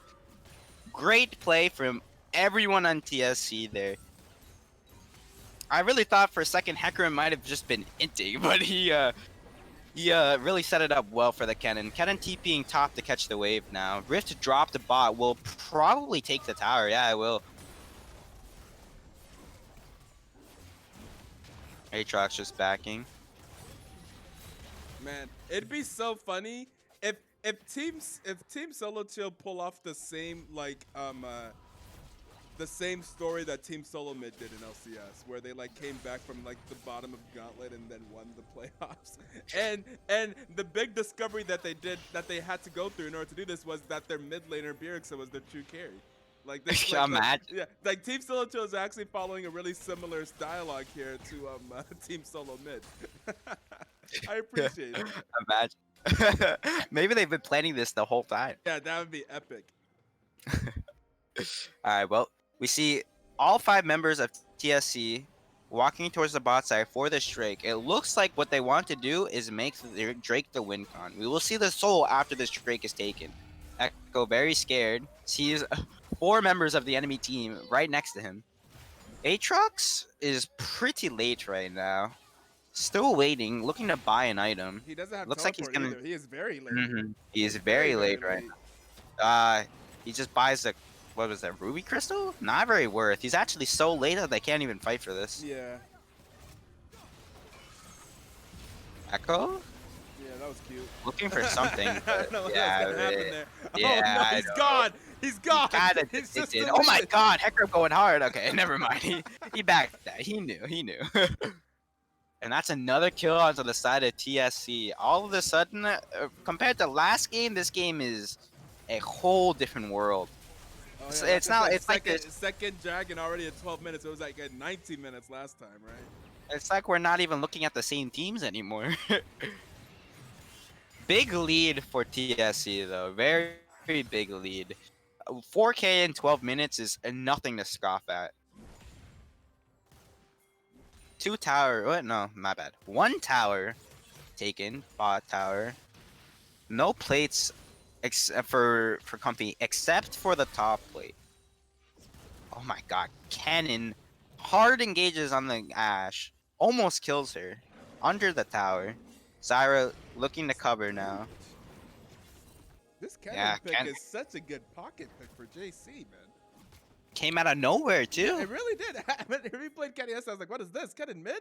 And then he just popped off. I'm like, oh, okay then, Kennen mid. Echo had no idea that the Hecarim was there on the 25% HP. Imagine. He just checks the Grom, sees the Hecarim there, and that would be a kill for Echo. Really unfortunate. Oh, yeah, true. I was about to say both bot lanes now mid, but I forgot Lucian is actually just playing mid. yeah, Lucian actually just a mid laner. Yeah. Zyra in the mid to cover Lucian. 2v2. Really strange, honestly. I don't understand why they don't just put Lucian bot with Kennen. It's really Right. tough for Ashe to be in this lane. Yeah, 2 Ashe levels can't down. really, it does not have the Yeah. ability to really survive that. Yeah, she gets engaged on, she dies. She's The 2 boss levels looking down. for something? Oh, Hello? Okay. okay. Oh? Oh, Alright. oh, cancels the E with the W. Hmm. Doesn't really matter though. Camille really doesn't die here in this lane. She just really doesn't. Echo is never gonna be able to really dive her, and she already hit Triforce at 14 minutes, which is really good for her. She's basically unkillable right now. Yes. She's be 7-0 pretty in down. favor of, Team Solo here. Mm. The big item spikes too for TSC have already been hit. Ash is still sitting on Cutlass while Caitlyn already has her Farming up with IE. Cole. Yeah. Yeah. Yeah. Yeah. Galio already has Proto Belt, which is interesting on support Galio. Like Camille already has her Triforce. On the side of TSC or Comfy though, you know, Aatrox is sitting on 3 items that don't really build into anything. I'm assuming he just built the Kindle Gem first, or the Phage just to build it. Ash has no items. Echo's not behind, but he's not really ahead either. Rift going towards the way of TSC. Comfy just gonna give it up. Echo might look for the steal, but it's too late. Galio looking to engage on Lucian. Does not find anything because of the Zyra stun. Ash has just been getting free farm in the bot side of the map. That's very nice for her. Cannon now going to match that. Zyra randomly ulting the mid wave. Cannon spam pinging it. Because he knows. Kind of troll. They find the kill on the top laner here on Aatrox. Hecarim using Ghost and now rifting the top tower right out. Team Solcho very much so in control of this game and not wanting to let up their grip. Yeah. Team Solo Chill is chilling, for lack of a better word. I don't know if they're chilling. They're being pretty aggressive. I mean, that's fair, but I mean, they're very comfortable right now. They're very comfy. I mean, that's God. That's true. I mean, like honestly, when I'm ahead and I'm just kind of like walking around the map and killing things and getting towers for free, I'm pretty much chilling. I'm chilling when that happens, you know. That's fair. Big bounties, I should say, on Camille and Kennen respectively.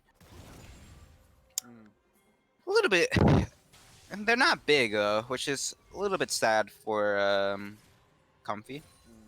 Looking to engage on the cannon, but he backs out without knowing that Aatrox is there. And here is another dragon. This is gonna be the 3rd dragon before we saw the 2nd dragon taken. Yeah.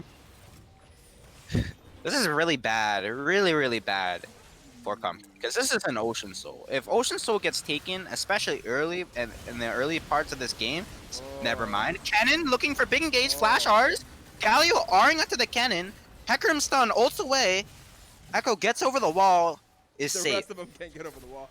Yeah. Like, if only we all had ways over this wall.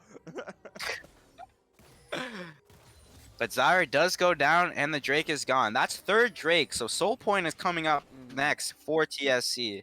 Very not good for Comfy. Very not good. Like I was saying this before, but if Soul goes to the side of TSC, the game's over. There's just no way that Comfy ever comes back. Ooh. PTL. It's in the game. What was the game company? I think that was EA Sports, right? That used to do that. Yeah, it's EA Sports. Yeah. It's in the name.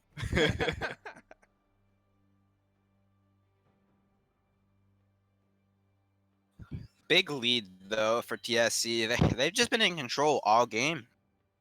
This is the worry that I had with Echo Jungle, with especially with the style of game that Comfy plays. If Echo doesn't show up, which he certainly has not this game, then Hecarim's just gonna have so much control. It's just been going pretty much pixel perfect for TSC.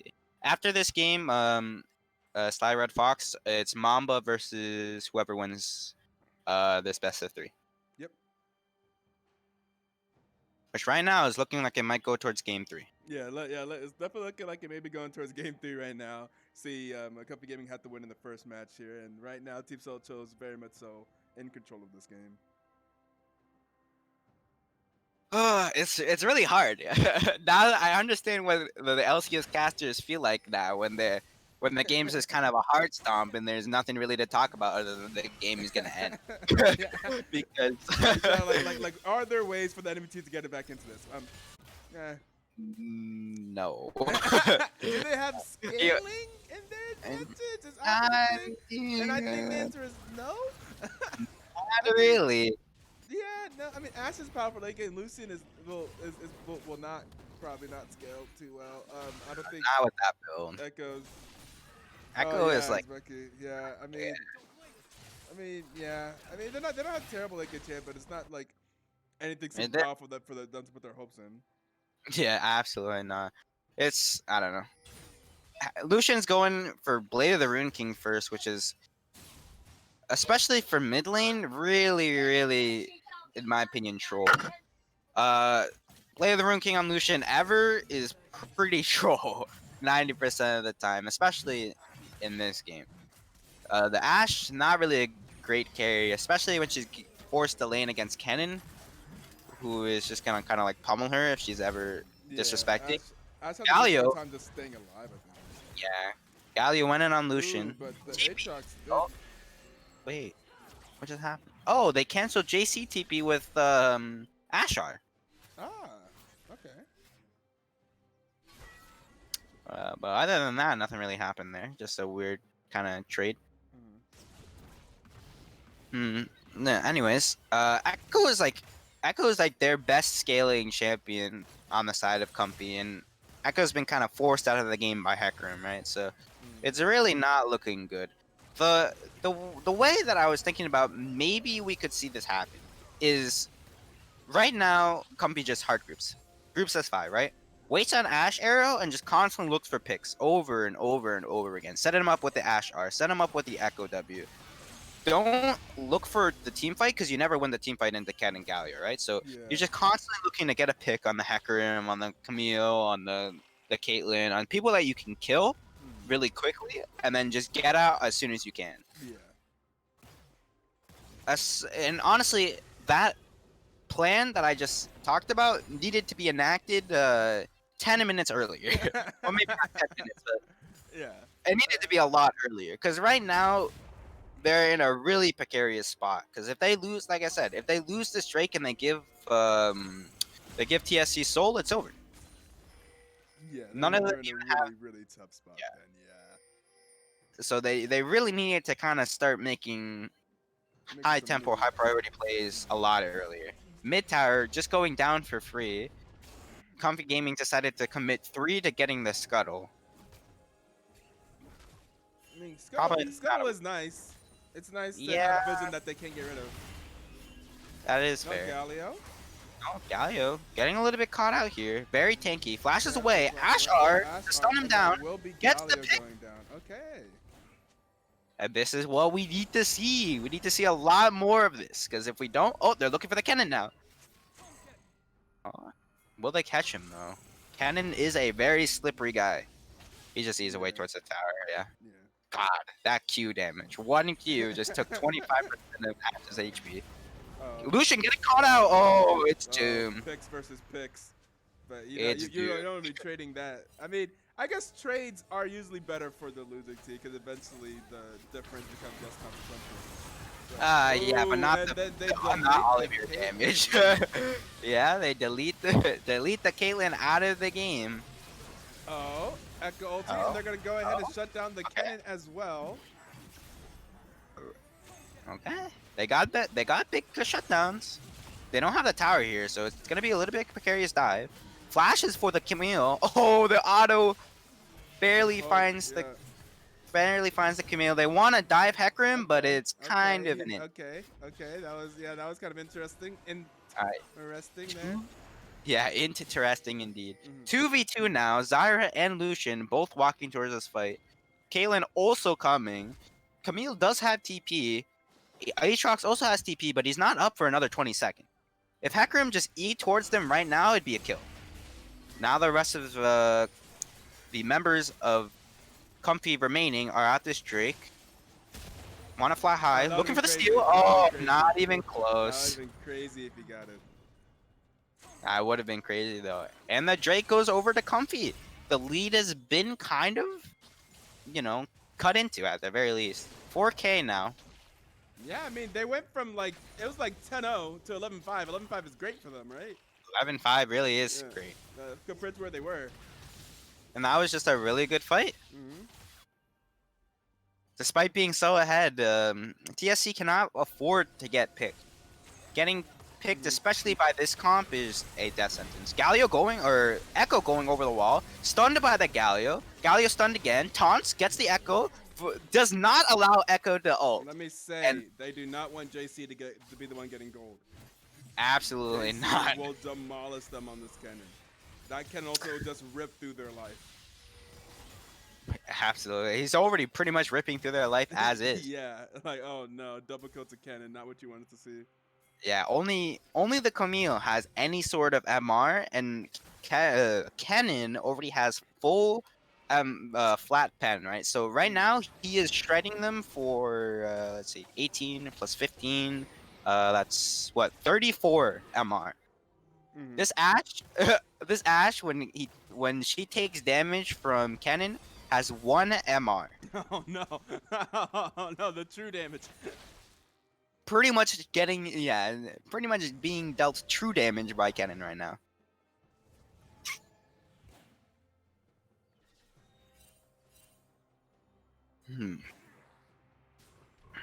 Game's still pretty slow though. TSC really like just kind of like chilling on their side of the map, not really looking for major plays, not really looking to get picks, not really looking to, you know, do anything other than wait for Drake, wait for Baron, or wait for an opportunity to do Baron. They're kind of just really they're playing it really slow, which I don't hate. I really don't hate, especially against the team that they're going up against. You know, they have. It's very possible that they make a few missteps here or there, and they get hard punished for it, and they lose, right? So, they're staying very aware. They're just playing very safe. The CS lead that we talked about before on Camille is now pretty much, or on Aatrox is now pretty much gone, right? Which is very good.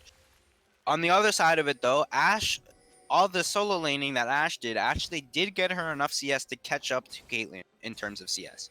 And in terms of gold, you know, the bot lane is pretty equal. Cannon is the only one with a very massive lead, but the top side as a whole for TSC is ahead by at least 1k. So another very topside dictated game. Hackrim sitting in a bush looking at Ashe. Oh, TP behind the two members of Comfy. Zyra completely caught out. Full combos the Kennen. Doesn't really kill him though. Camille 1v1ing the Ashe. Ashe gets away. Echo committing onto Kennen, does not get the kill because of the Kennen flash. The Galio R sets up the Kennen, big Kennen R catches Echo. For the Kennen, another one. And Ashe goes down as well. Lucian's the last remaining member. Lucian complete the mission. Oh, he didn't complete any mission. Is this Baron though? It will probably be Baron. Yeah, that's yep. They're starting it. Pretty easy. Yeah. I don't know, they were doing it, they were waiting a long time to do it, so maybe they decided not to do it. BM tactics or something, you know? They'll get this Baron, and then they're just gonna have to all back and walk straight towards Drake. Very scary, though, for Comfy. This is exactly what they did not need at this moment. The lead almost up to 10k, 8k at this moment right now. Almost 9.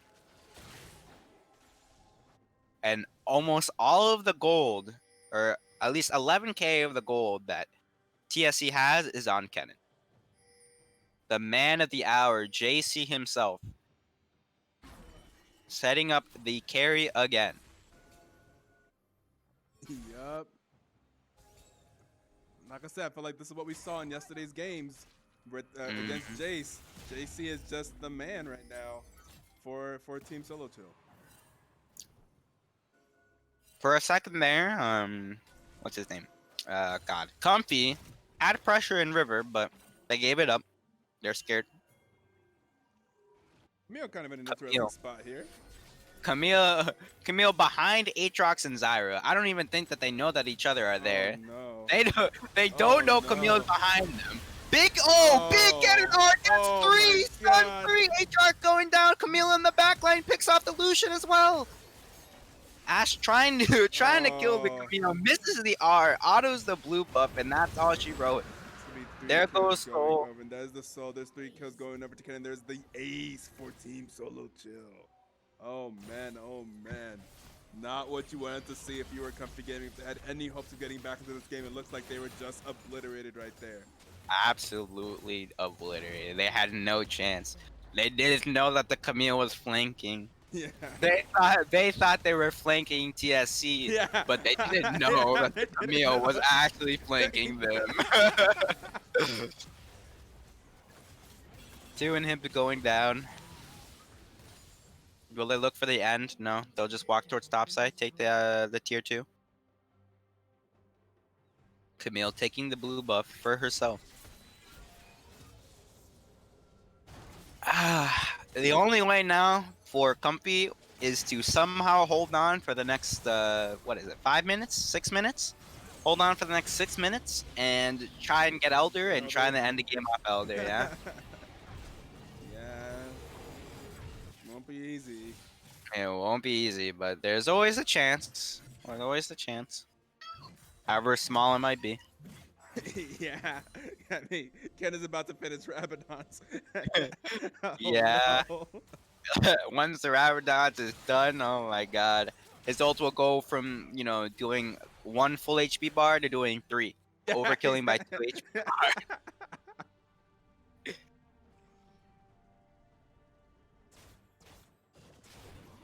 Spreading out across the map. TSC, kind of interesting. If I were them, I would just group 5 top and just kind of like push them down, but they want to play a little bit more spread out, I guess, and that's fine. Kennen hovering towards bot side, trying to look for a pick probably. Maybe try and push in the wave if the wave gets pushed out. 4 members of Comfy walking towards top side now. Ash once again solo landing against the Kennen.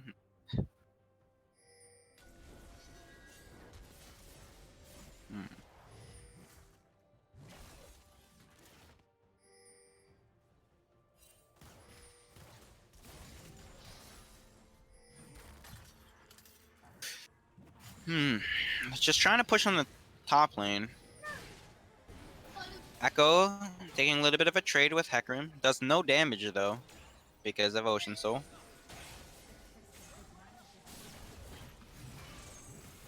There's no way that Comfy is ever going to be able to win in this siege kind of playstyle that TSC has adopted.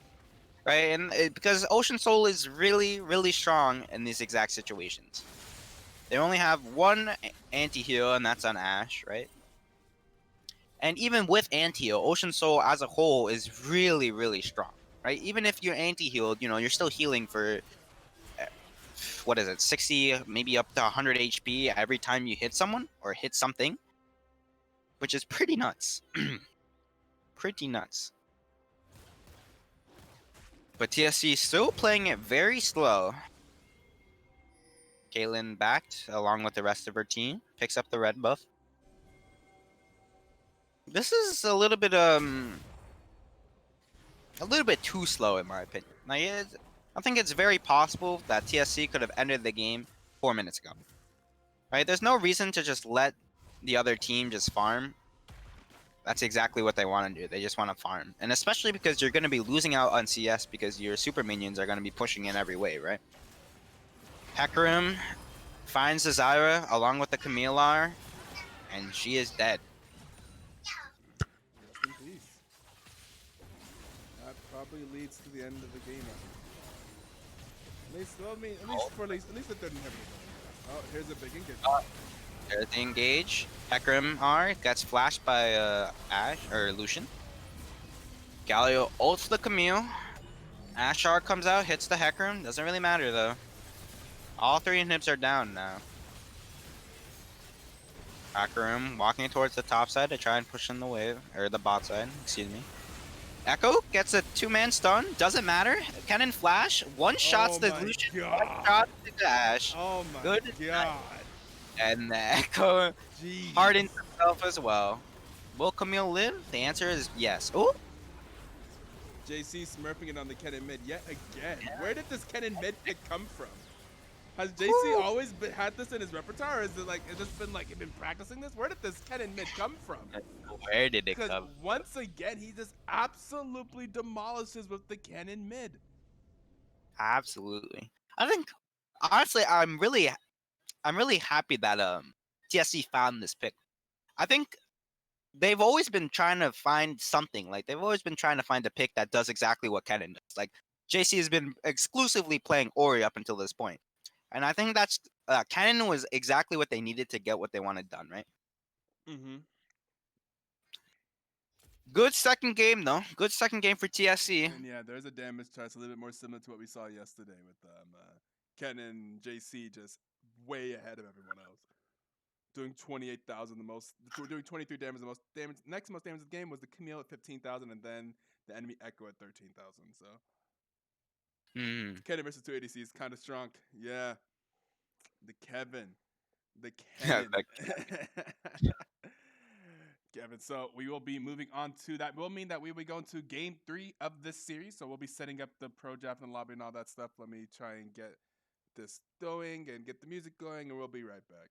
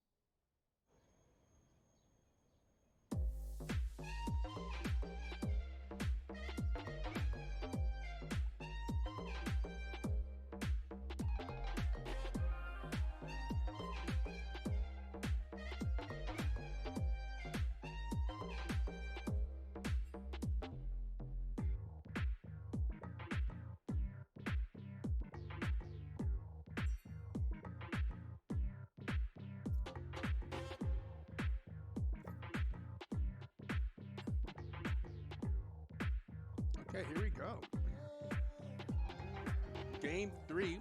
Both of these teams on their final life. This game will decide whose season will be coming to an end and who will be moving on to face Mamba Mentality in the next match coming up in just about, as soon as this match is over, Mamba Mentality will be taking the rip. So whoever wins here will be continuing on into another best of 3 series, as that's just how the gauntlet goes. Whenever you win one, then you got to move on to fight the next person. You'll be seeing who will be facing the semifinalists, who will be the semifinalists for next week. We're going to see the bans coming out here from Team Solo, banning away the Malphite yet again, banning away the Rengar. Comfy Gaming sticking with that Shen ban. Going to take away that Shen yet again. We'll see if they continue to ban out a lot of mid laners for JC, as we did just see JC put on another carry performance for his team.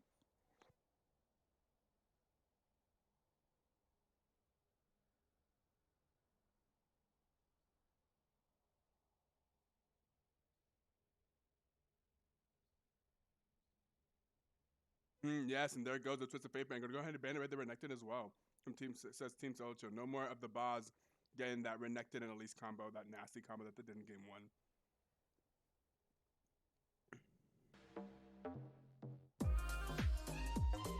Hold up, wait. Come on, music. Where's my champion select music? Hold up. League champion select music. Some older ones? Oh, let's do first. And I'm going to see once again the Hecarim comes out for Team Solo. We've been seeing Hecarim, I think, from 1 to 5 high every single game so far. And we're going to see the Ashe come out for Comfy Game. We've also seen the Ashe every single game of this series. Oh, this is the World one, huh?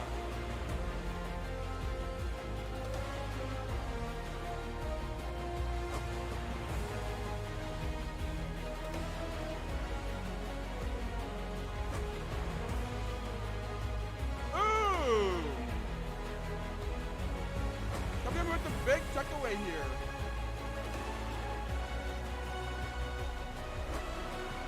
They grab the Galio for themselves, taking away from Team Solo Chill. Big play here, getting rid of that Galio that has been so very important for the team fight compositions of Team Solo Chill. But Hecarim is still being picked up, the Camille being picked up yet again for Team Solo Chill. We'll see how will they deal with the Galio being taken away? They're going to go ahead and go with the Orianna, another team fight mid laner. So they're going to go ahead and pick up another mid laner that has the potential to carry another great team fighter in the Orianna. Instead of waiting for Orianna to get banned in the second phase of the draft, which I'm sure it would have, they're going to see Team Solo pick up the Orianna here with the third pick of their draft. Which means that they're leaving bot lane to be selected in the second half of the draft. Kind of very, not very common. We're going to see that CFG has picked up the Mordekaiser, the power pick for their top laner, which has also been banned previously in the previous drafts.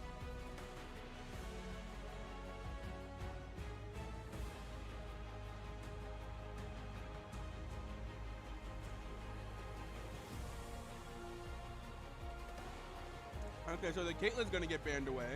So we're going to see a lot of focuses on the bot lane for for the bans of Comfy Gaming. We're going to see the Caitlyn banned away. I imagine we'll see either a support or probably another ADC banned away as well from the second ban for Comfy Gaming. We're going to see what ban Team Solo decides to do here. Like, is that Galio mid or is that Galio support? Well, one thing that they know for sure is that the jungler has not been picked yet. So they're going to go ahead and ban away some junglers, ban away the Graves from the jungler of Comfy Gaming.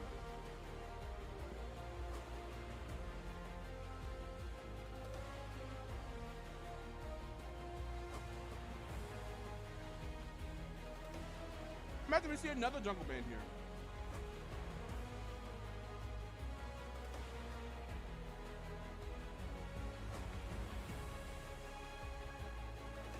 Ah, yes, the Lee Sin. So we'll be Galio mid. We see the Morgana support being locked in for Comfy Gaming.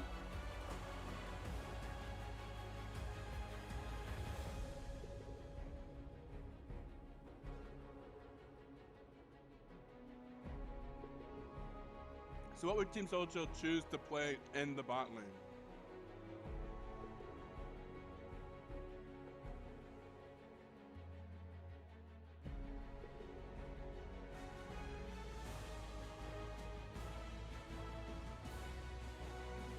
I'm gonna go ahead and pick up the Leona Jhin, so the Jhin once again being locked in here. But I know I kind of criticized the Jhin earlier, but I think with the Orianna in the mid lane, I think Jhin is perfectly fine. You're gonna see the Jhin Leona, another bot lane that has a lot of CC. Ooh, the Kha'Zix jungle inside of Comfy Gaming, another kind of damage carry threat in the jungle yet again for RNG Trash Roll.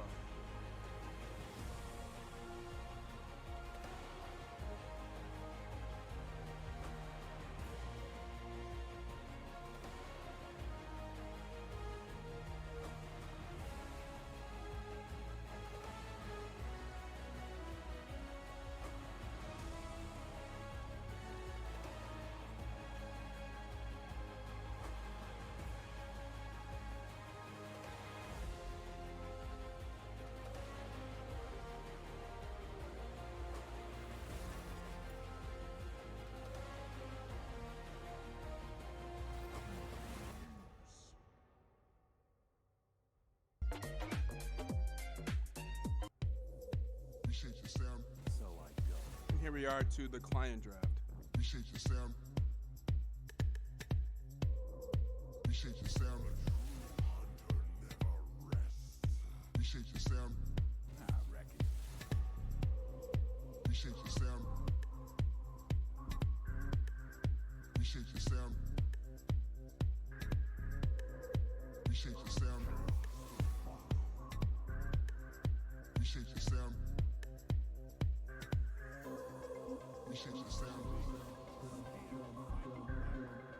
Appreciate your sound. Appreciate your sound.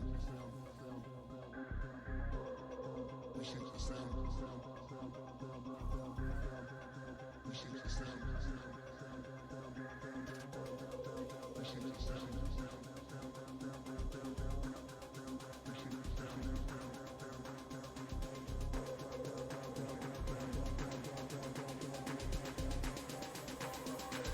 Appreciate your sound, need a renovation.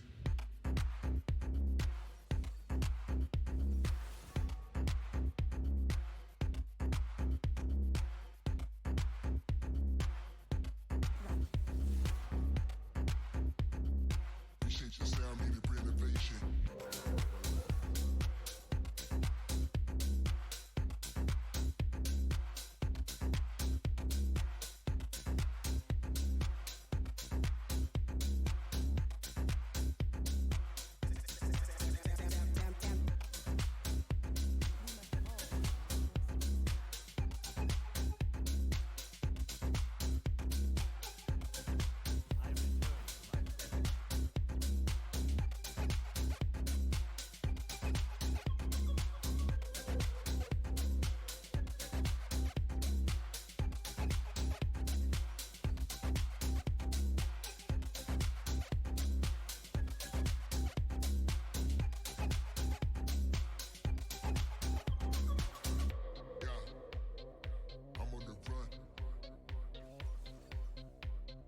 Chasing the thrills.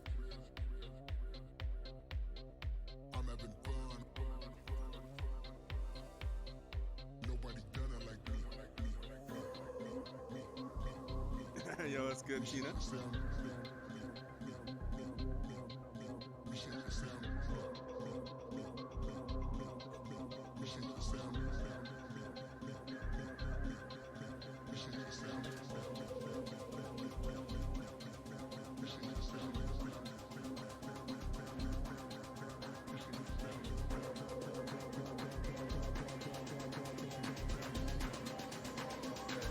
Appreciate your sound, need a renovation.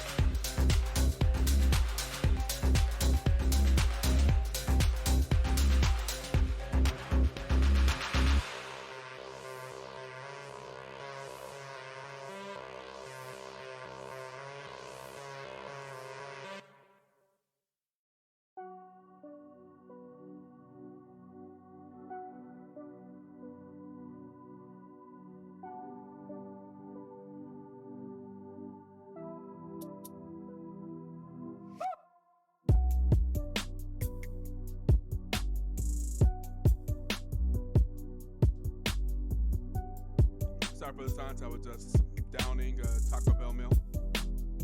We still have about 1 minute and 40 seconds until we load into this next game. It'll be game 3 of the first Gauntlet match we have here on the day 2 of our BTL Season 9 playoff Gauntlet. Music right here pretty chill. I like it.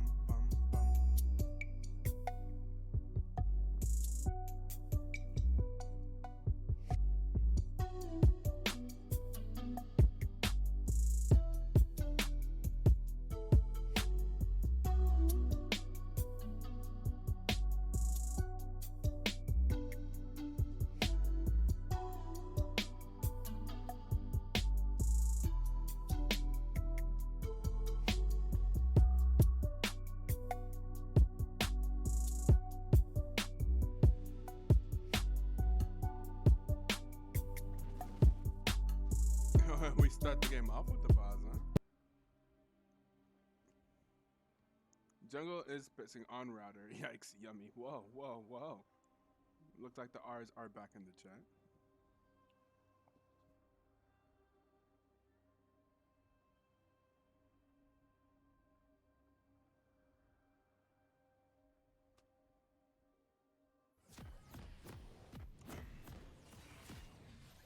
I forgot that if you don't specifically ask for utensils, you're ordering like Taco Bell, New Breeze, or something like that, that they don't give you utensils to save, you know, the environment. So I'm having to slurp on this Baja Blast without a straw. It's kind of unfortunate, but you know, so is life. Welcome to Summoner's Rift. So here we are in game 3 between Team Solcho and Comfy Gaming. Comfy Gaming winning that first game with that strategy of running it top just a ton with the Elise and the Renekton combo. And then Team Solcho coming out and commanding Fortune in game 2. Fantastic early game pressure around the map and just incredible damage output from the Kennen mid by JC. Able to really carry those late game team fights. I think ending the game 13-1 and doing the most damage of the game by far. So, well, some selection of different things. Definitely things have changed up in this draft. The Orianna being picked up that was banned normally. So JC able to play that Orianna, but also the Galio being taken away by Comfy Gaming. Instead of letting Team Solcho play Galio in yet a third game, they really appreciate that Galio pick. We see that Comfy Gaming decided to take away the Galio in the first rotation, which kind of opened up for like the Orianna pick there. Very interesting draft indeed. We're gonna see both jungles starting on the top side. On the bottom side of the map, I'm sorry. Just looking to do some stuff in the top lane. We did see that the Boz 800 did get the Mordekaiser pick this game, which has normally banned away. So, and then some more picks were banned for the jungler, so we will see RNG Trash Roll on a Kha'Zix pick stick. Kha'Zix still another jungle that could really do a lot of damage potential, a lot of carry potential. Some early game stuff. So still looking for the jugglers to really dictate the start of this game, as is so often true with just both of these teams, both of these junglers in general.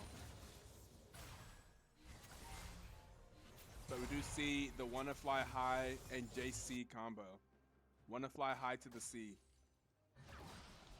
We'll see that they do have the Orianna and the Hecarim combo, which could be very powerful.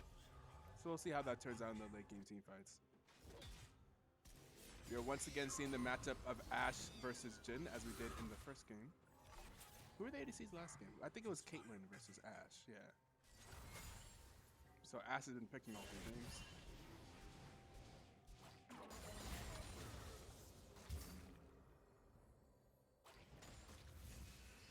JC so far having quite the, just taking advantage of the range advantage like Orianna does so well. Orianna is definitely a mage that can really punish you for being having less range than her. We see Kha'Zix is deep inside the blue side jungle there. I'm not sure how aware of that Team Soldier are, or if they care per se. But we see a gank in the top lane. I think we're going to see the scuttle take by the Hecarim first in the jungle. And Kha'Zix will be running into the Hecarim here. Going to take a lot of damage.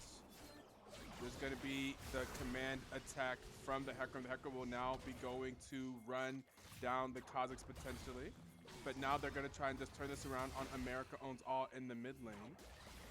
The Gallo taking a lot of damage. Going to get taken a little bit low here, but we'll be able to trade back some. They will not be able to pick up a kill. The Kha'Zix just barely surviving. They will ping out that the Kha'Zix did in fact flash to survive.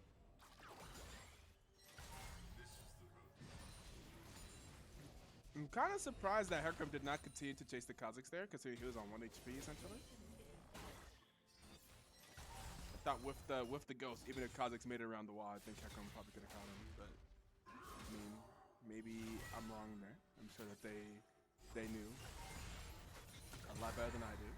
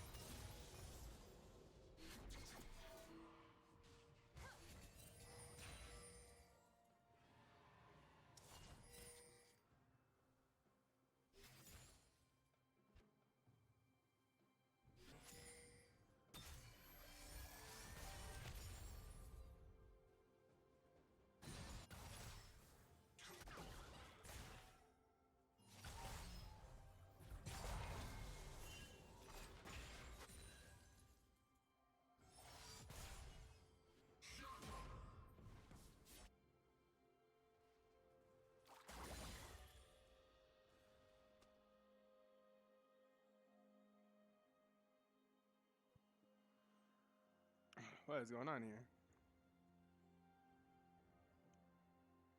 Jungle lag, jungle spiking, we know. Can we like read the jungles, then we can play a full game, or we'll have a gaming house soon. 4v4.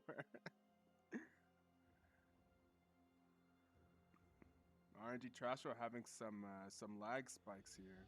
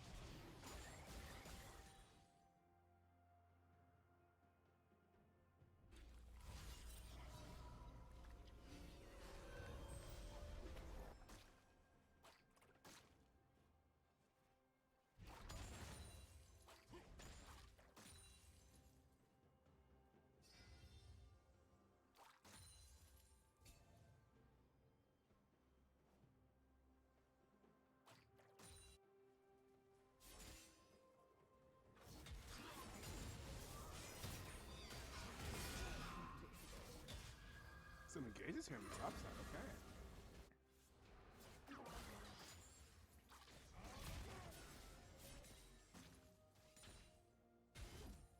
See Kazakhs lying in waits for potential gank mid lane.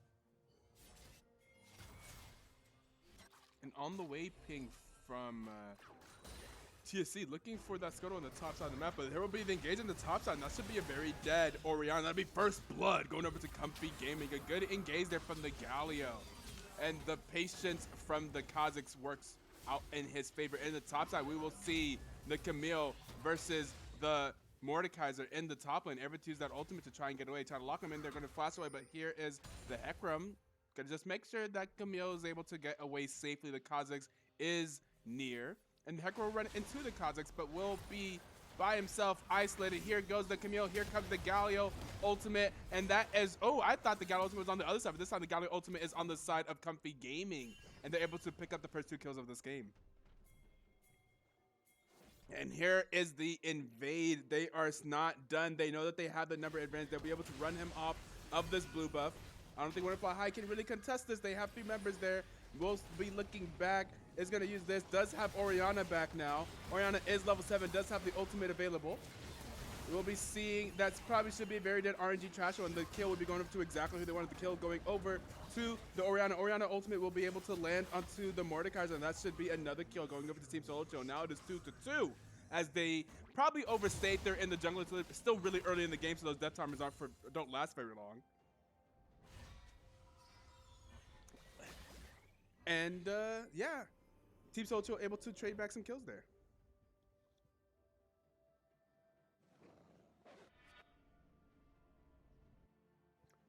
Ethan mentioning that the mid gap is kind of huge already. Yeah, you'll see that there's a 24-25, a significant CS lead for the Orianna in the mid lane. As I was saying, Orianna is very good at punishing these matchups that she has the range advantage in, and this is no exception.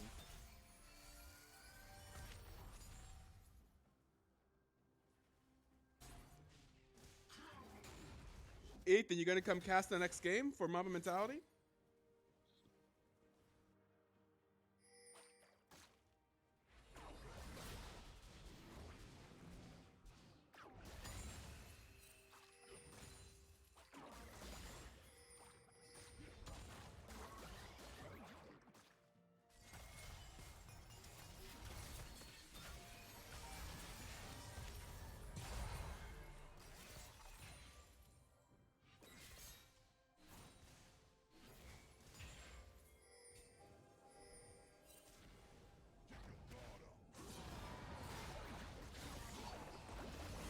Oh, the Orianna Shockwave just barely, I thought that was gonna miss, but it barely lands, and they will get Galio very low. But here is RNG Trasho doing tons of damage to the Orianna. Orianna going to be forced to flash away. They teleport into the mid lane from the Mordekaiser. The Mordekaiser ultimate is going to land onto the Hecarim, and the Hecarim will go down to the Boz 800, and that will be a kill going in favor of Comfy Gaming. And here is the curtain call, but gonna have to immediately cancel it, as here comes Oathbringer with the Morgana ultimate, and there's RNG Trashua with the black shield. The Orianna is back, but the Orianna is really low health. Just gonna save her teammates, as the Morgana binding there will not land, and they're gonna have to disengage that fight. But America Owns All able to survive the gank in the mid lane as the rest of his team rotates over, and this could potentially be the first dragon of the game, going over to Comfy Gaming. I don't think that Team Soldier really has what they could do. That's gonna be first dragon of the game, going over to Comfy Gaming.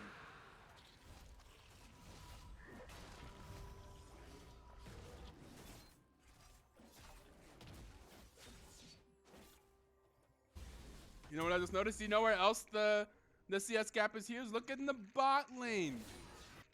1 kill difference, but 1.5, 1.4k gold lead in favor of Comfy Gaming, as they do have the CS advantage in the top lane, and also in the bot lane. Ashes has 91 CS to Gen 70, or 69 right now. Yeah, 69.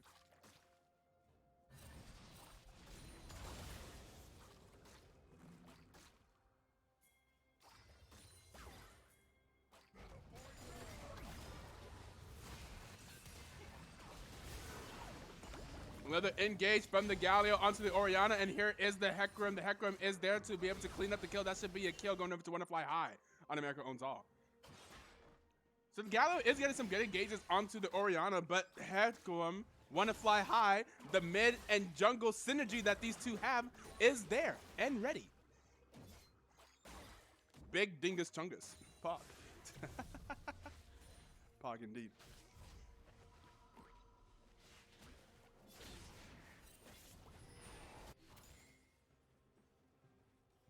Carson's farming out of his mind on this Ashe in the bot lane. He's just chilling. Look at this. 100 CS at 12 minutes. Well done.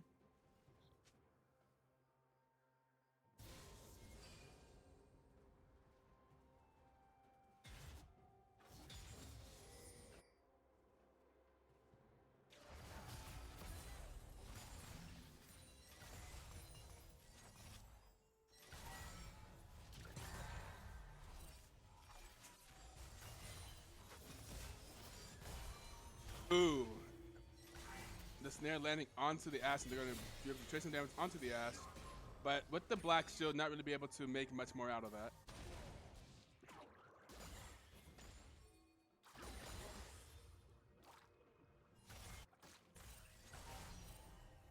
Watching out for the Kha'Zix in the top side jungle. They know that he is around.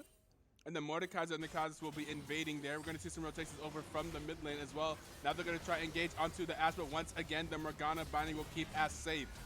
And now here comes the Morgana ultimate as Ashe will continue to auto-attack, but we will be going to the top lane. Here comes the Hecarim engage, able to fear two.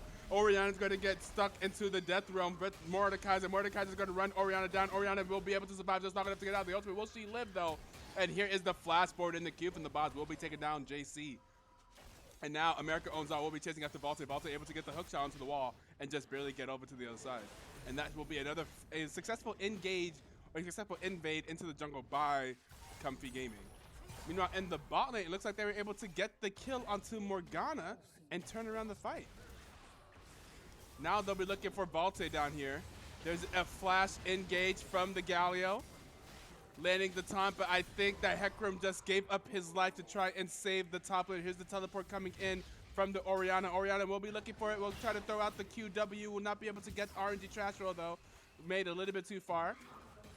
Does she have the ultimate available? She does not have the ultimate available quite yet and will not be able to pick up any of those kills. That will get them quite low.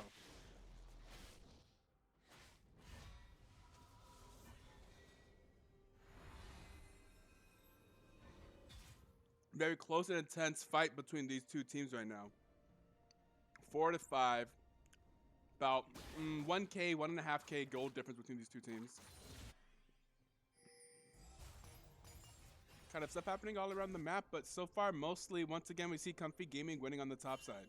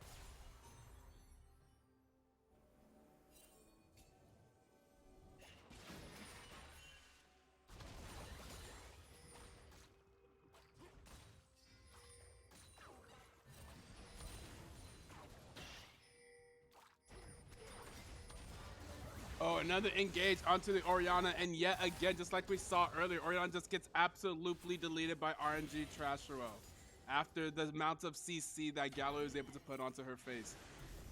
I mean, that's just very difficult for Orianna to survive if she's up that far. She just gets engaged on by the Gallo, the knock up into the taunt. She's just gone. That will be the second dragon of the game going over to Comfy Gaming, now with the 2 dragon advantage here in game 3. Looking for the Kha'Zix, but does have the Galio ulti to save him. Does get the snare. Here comes Blakey Sky. Here comes the Jhin. Be a very low health Galio, but the Galio looks like he'll just barely, actually will die. I was about to say barely live, but will barely die to the Jin. Camille is here in the middle of everyone, kind of by herself. Will they have enough time to get over there in time? JC does not get the credit sign. Now here is JC looking for something, but that will just be a double kill going over to the Kazakhs. Not sure if they quite exactly wanted that. That will be a shutdown going over to the Orianna. There could be more kills here. That'll be a double kill going over to the Orianna. Orianna will be going into the death realm with the Mordekaiser. Will have to fight her way out. Will be able to take advantage of the tower being there and could potentially pick up more. And he does get snared up. That could be another kill. Should be another kill. Can they get him? Will he run away? He will be running away as fast as he can. And that will be the boss 800 potentially getting away. But here is the Hecarim. It looks like the Ash will not be getting away as they're able to pick up the Ash. And not able to get the boss 800. He will live, but the Ash will die. Everybody else will die. That'll be 3 kills on both the Jin and the Orianna. So the kills are now even in this game, 8-8. Still a bit of a gold advantage for the Saudi Comfy Gaming. But the kills on the Saudi Comfy Gaming are on the top laner and the jungler, and for the side of Team Solo Chill, they're on the mid laner and the ADC. So I mean, it's not necessarily bad either way. I think Kazakhs kind of falls off. You may prefer to have your kills on the Orianna and the Jin than the Kazakhs and the Mordekaiser. Mordekaiser has a lot of late game potential. Kazakhs can just like blow somebody up, but eventually if they get a little bit tankier, then it'll be harder for that to happen. Doesn't have as much effect in team fights as well. But we will see. Andre Chestro has done a very good job of taking advantage of his lead so far.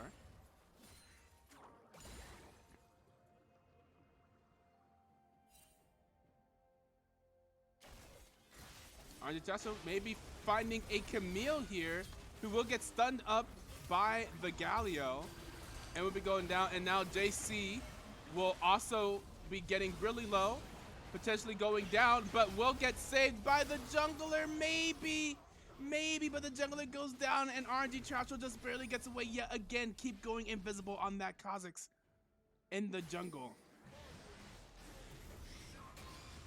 That'll be another scuffle going over to Comfy Gaming, and now they are on the Rift Herald.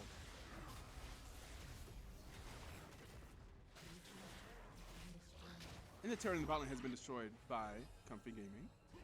The Ashe just down there continuing to just farm out to our heart's content.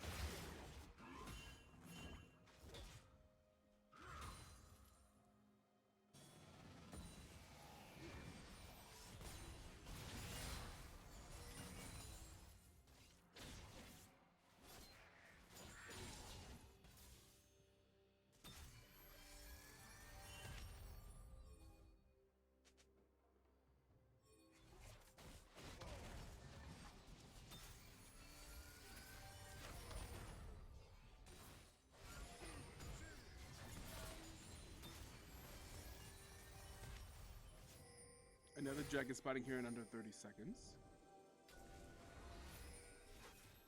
We see Comfy Gaming posturing, positioning for their third dragon of this game, which will put them one off of the Mountain Soul Point.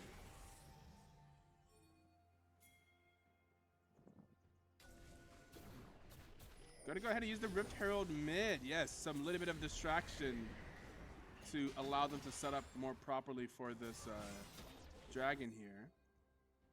Gonna force someone to go mid lane. This kind of gives them the advantage. They're able to split the attention of Team Solo Chill. And they will start the dragon. Orianna looking for something. There is the engage and the stolen dragon from Hecarim. Wanna Fly High able to go in and steal the dragon away from Comfy Gaming while being down a level. Oh no, JC is dead. The thumbs up from the Hecarim as he just trots away, and JC just dies. And Nativity gonna try and flash away. I don't think that'll be enough to save him. And yes, we'll be going down to RNG Trasher now 7-2-3 on this Kazakh's pick. So they are able to prevent the third dragon for Comfy Gaming, but they lose a tower, they lose the fight. And now Comfy Gaming rotates over to the Baron. Very fair. 2 members of Team Solo 2 are dead, only just now respawning. The Orianna ult teleport is available. We'll be using that teleport to get over to the dragon pick. The Baron is now at 3k, 2k, 1k. Gonna be a smite range here, and that will be the Baron going over to Comfy Gaming. And here is the engage from Team Solo Chill. The Orianna gets a massive shockwave onto the backline, but will it be enough? The health bars are still pretty healthy. That's going to be a killing spree for RNG Trasherwell. And here are the Baron empowered recalls. So Comfy Gaming here at the 22-minute Baron sneak. Not really a sneak, they kind of knew, but they were too late to be able to stop it. With the catches out, they were able to catch out Nativity and JC and use that to take a Baron. Now with the Baron secured, up 40 kills to 8, up 6k gold here at 23 minutes in the game. Game very much so in favor of Comfy Gaming. They have the reins. Well, but now I'll be looking for them to try and close out this game here.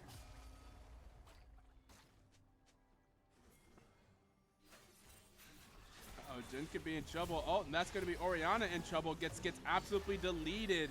And there is another catch. The Orianna gets caught out, and then the Leona goes down to the Ash Arrow and the Morgana binding, and that should be a free mid lane tower for Comfy Gaming, able to use these picks to just get objectives.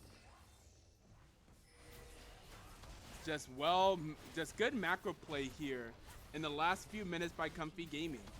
Splitting up, I mean, they didn't get the dragon, but they had the positioning on the dragon. It got stolen away. Well done by Wanna Fly High, but able to get some catches after that dragon to then rotate that into a Baron, and then able to get some picks after the Baron to make that into more towers. And that's going to be the inhibitor going down as well. And then the towers top lane go down. We're going to see an engage from Team Solo Chill. They do need to win a fight. Blicky Sky will slay. America owns all. Now 4-1-2 on this Jin, playing very well this game, but will it be enough to save this team? Who has the scaling? You know, the Jin's a very powerful champion. We know Orianna can be a very powerful champion as well, but will they be able to hold out this game long enough for them to scale up and win these late game team fights like they know that they can? But the thing is, Comfy Gaming isn't fighting them 5v5. They're just getting picks. And then they fight the fight where they have a number advantage.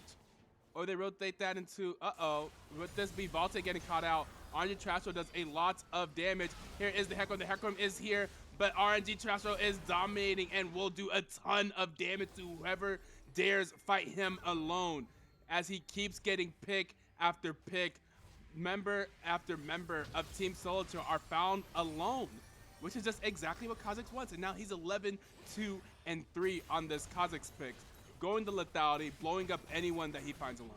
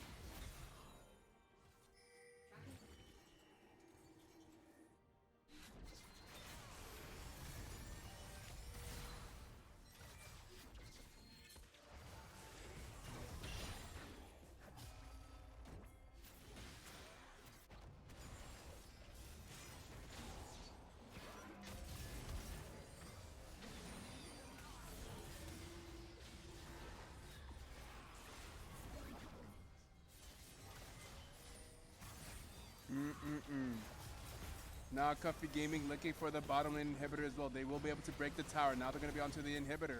Will Team Solo Chill find the engage to be able to stop him? Looks like no. And that'll be the inhibitor in the bot lane going down as well. Comfy Gaming completely in control right now. Efforts led by RNG Trash Roll. RNG Trash Roll bring Comfy Gaming out of this gauntlet match into the next. And there is the engage from Leona, but there is a well-timed black shield from the Morgana, not able to land the CC onto the Trash Roll, and the Trash Roll is now godlike. I can't think of the champion name, the Kazakhs. And he is still alive, and he is still deleting people. And there it goes, the Nexus Tower. The Nexus will go down, and that will be game 3 going to Comfy Gaming. And Comfy Gaming will be knocking Team Solo Chill out of the playoffs and out of the gauntlet and moving on to face Mamba Mentality. It's incredible game 3 there from the RNG Trash. Why can't I think of names, man? I've been talking too much. Incredible game 3 from Comfy Gaming and RNG Trash Row. And they will be moving on, and that will be the end of Team Solo Chill season. Very well played by all sides. Once again, JC doing the most damage on his team, but look at the damage coming out of the Kazakhs. RNG Trash Row coming through really huge here in game 3 and just dominating around the map with the Kazakhs, finding pick after pick, champion after champion left alone and just being gobbled up by the Kazakhs. 31,000 damage, the most damage of the game, almost doing double JC's damage. And that means we will be moving on to the next game starting right about now as soon as we get the lobby made up. So Comfy Game, do not go anywhere. Comfy Game will be returning shortly to fight against Mamba Mentality. And I'm sure Mamba Mentality has been lying in wait and watching the games today and will be ready. So we'll be setting that all that up, play some music, and I'll be right back.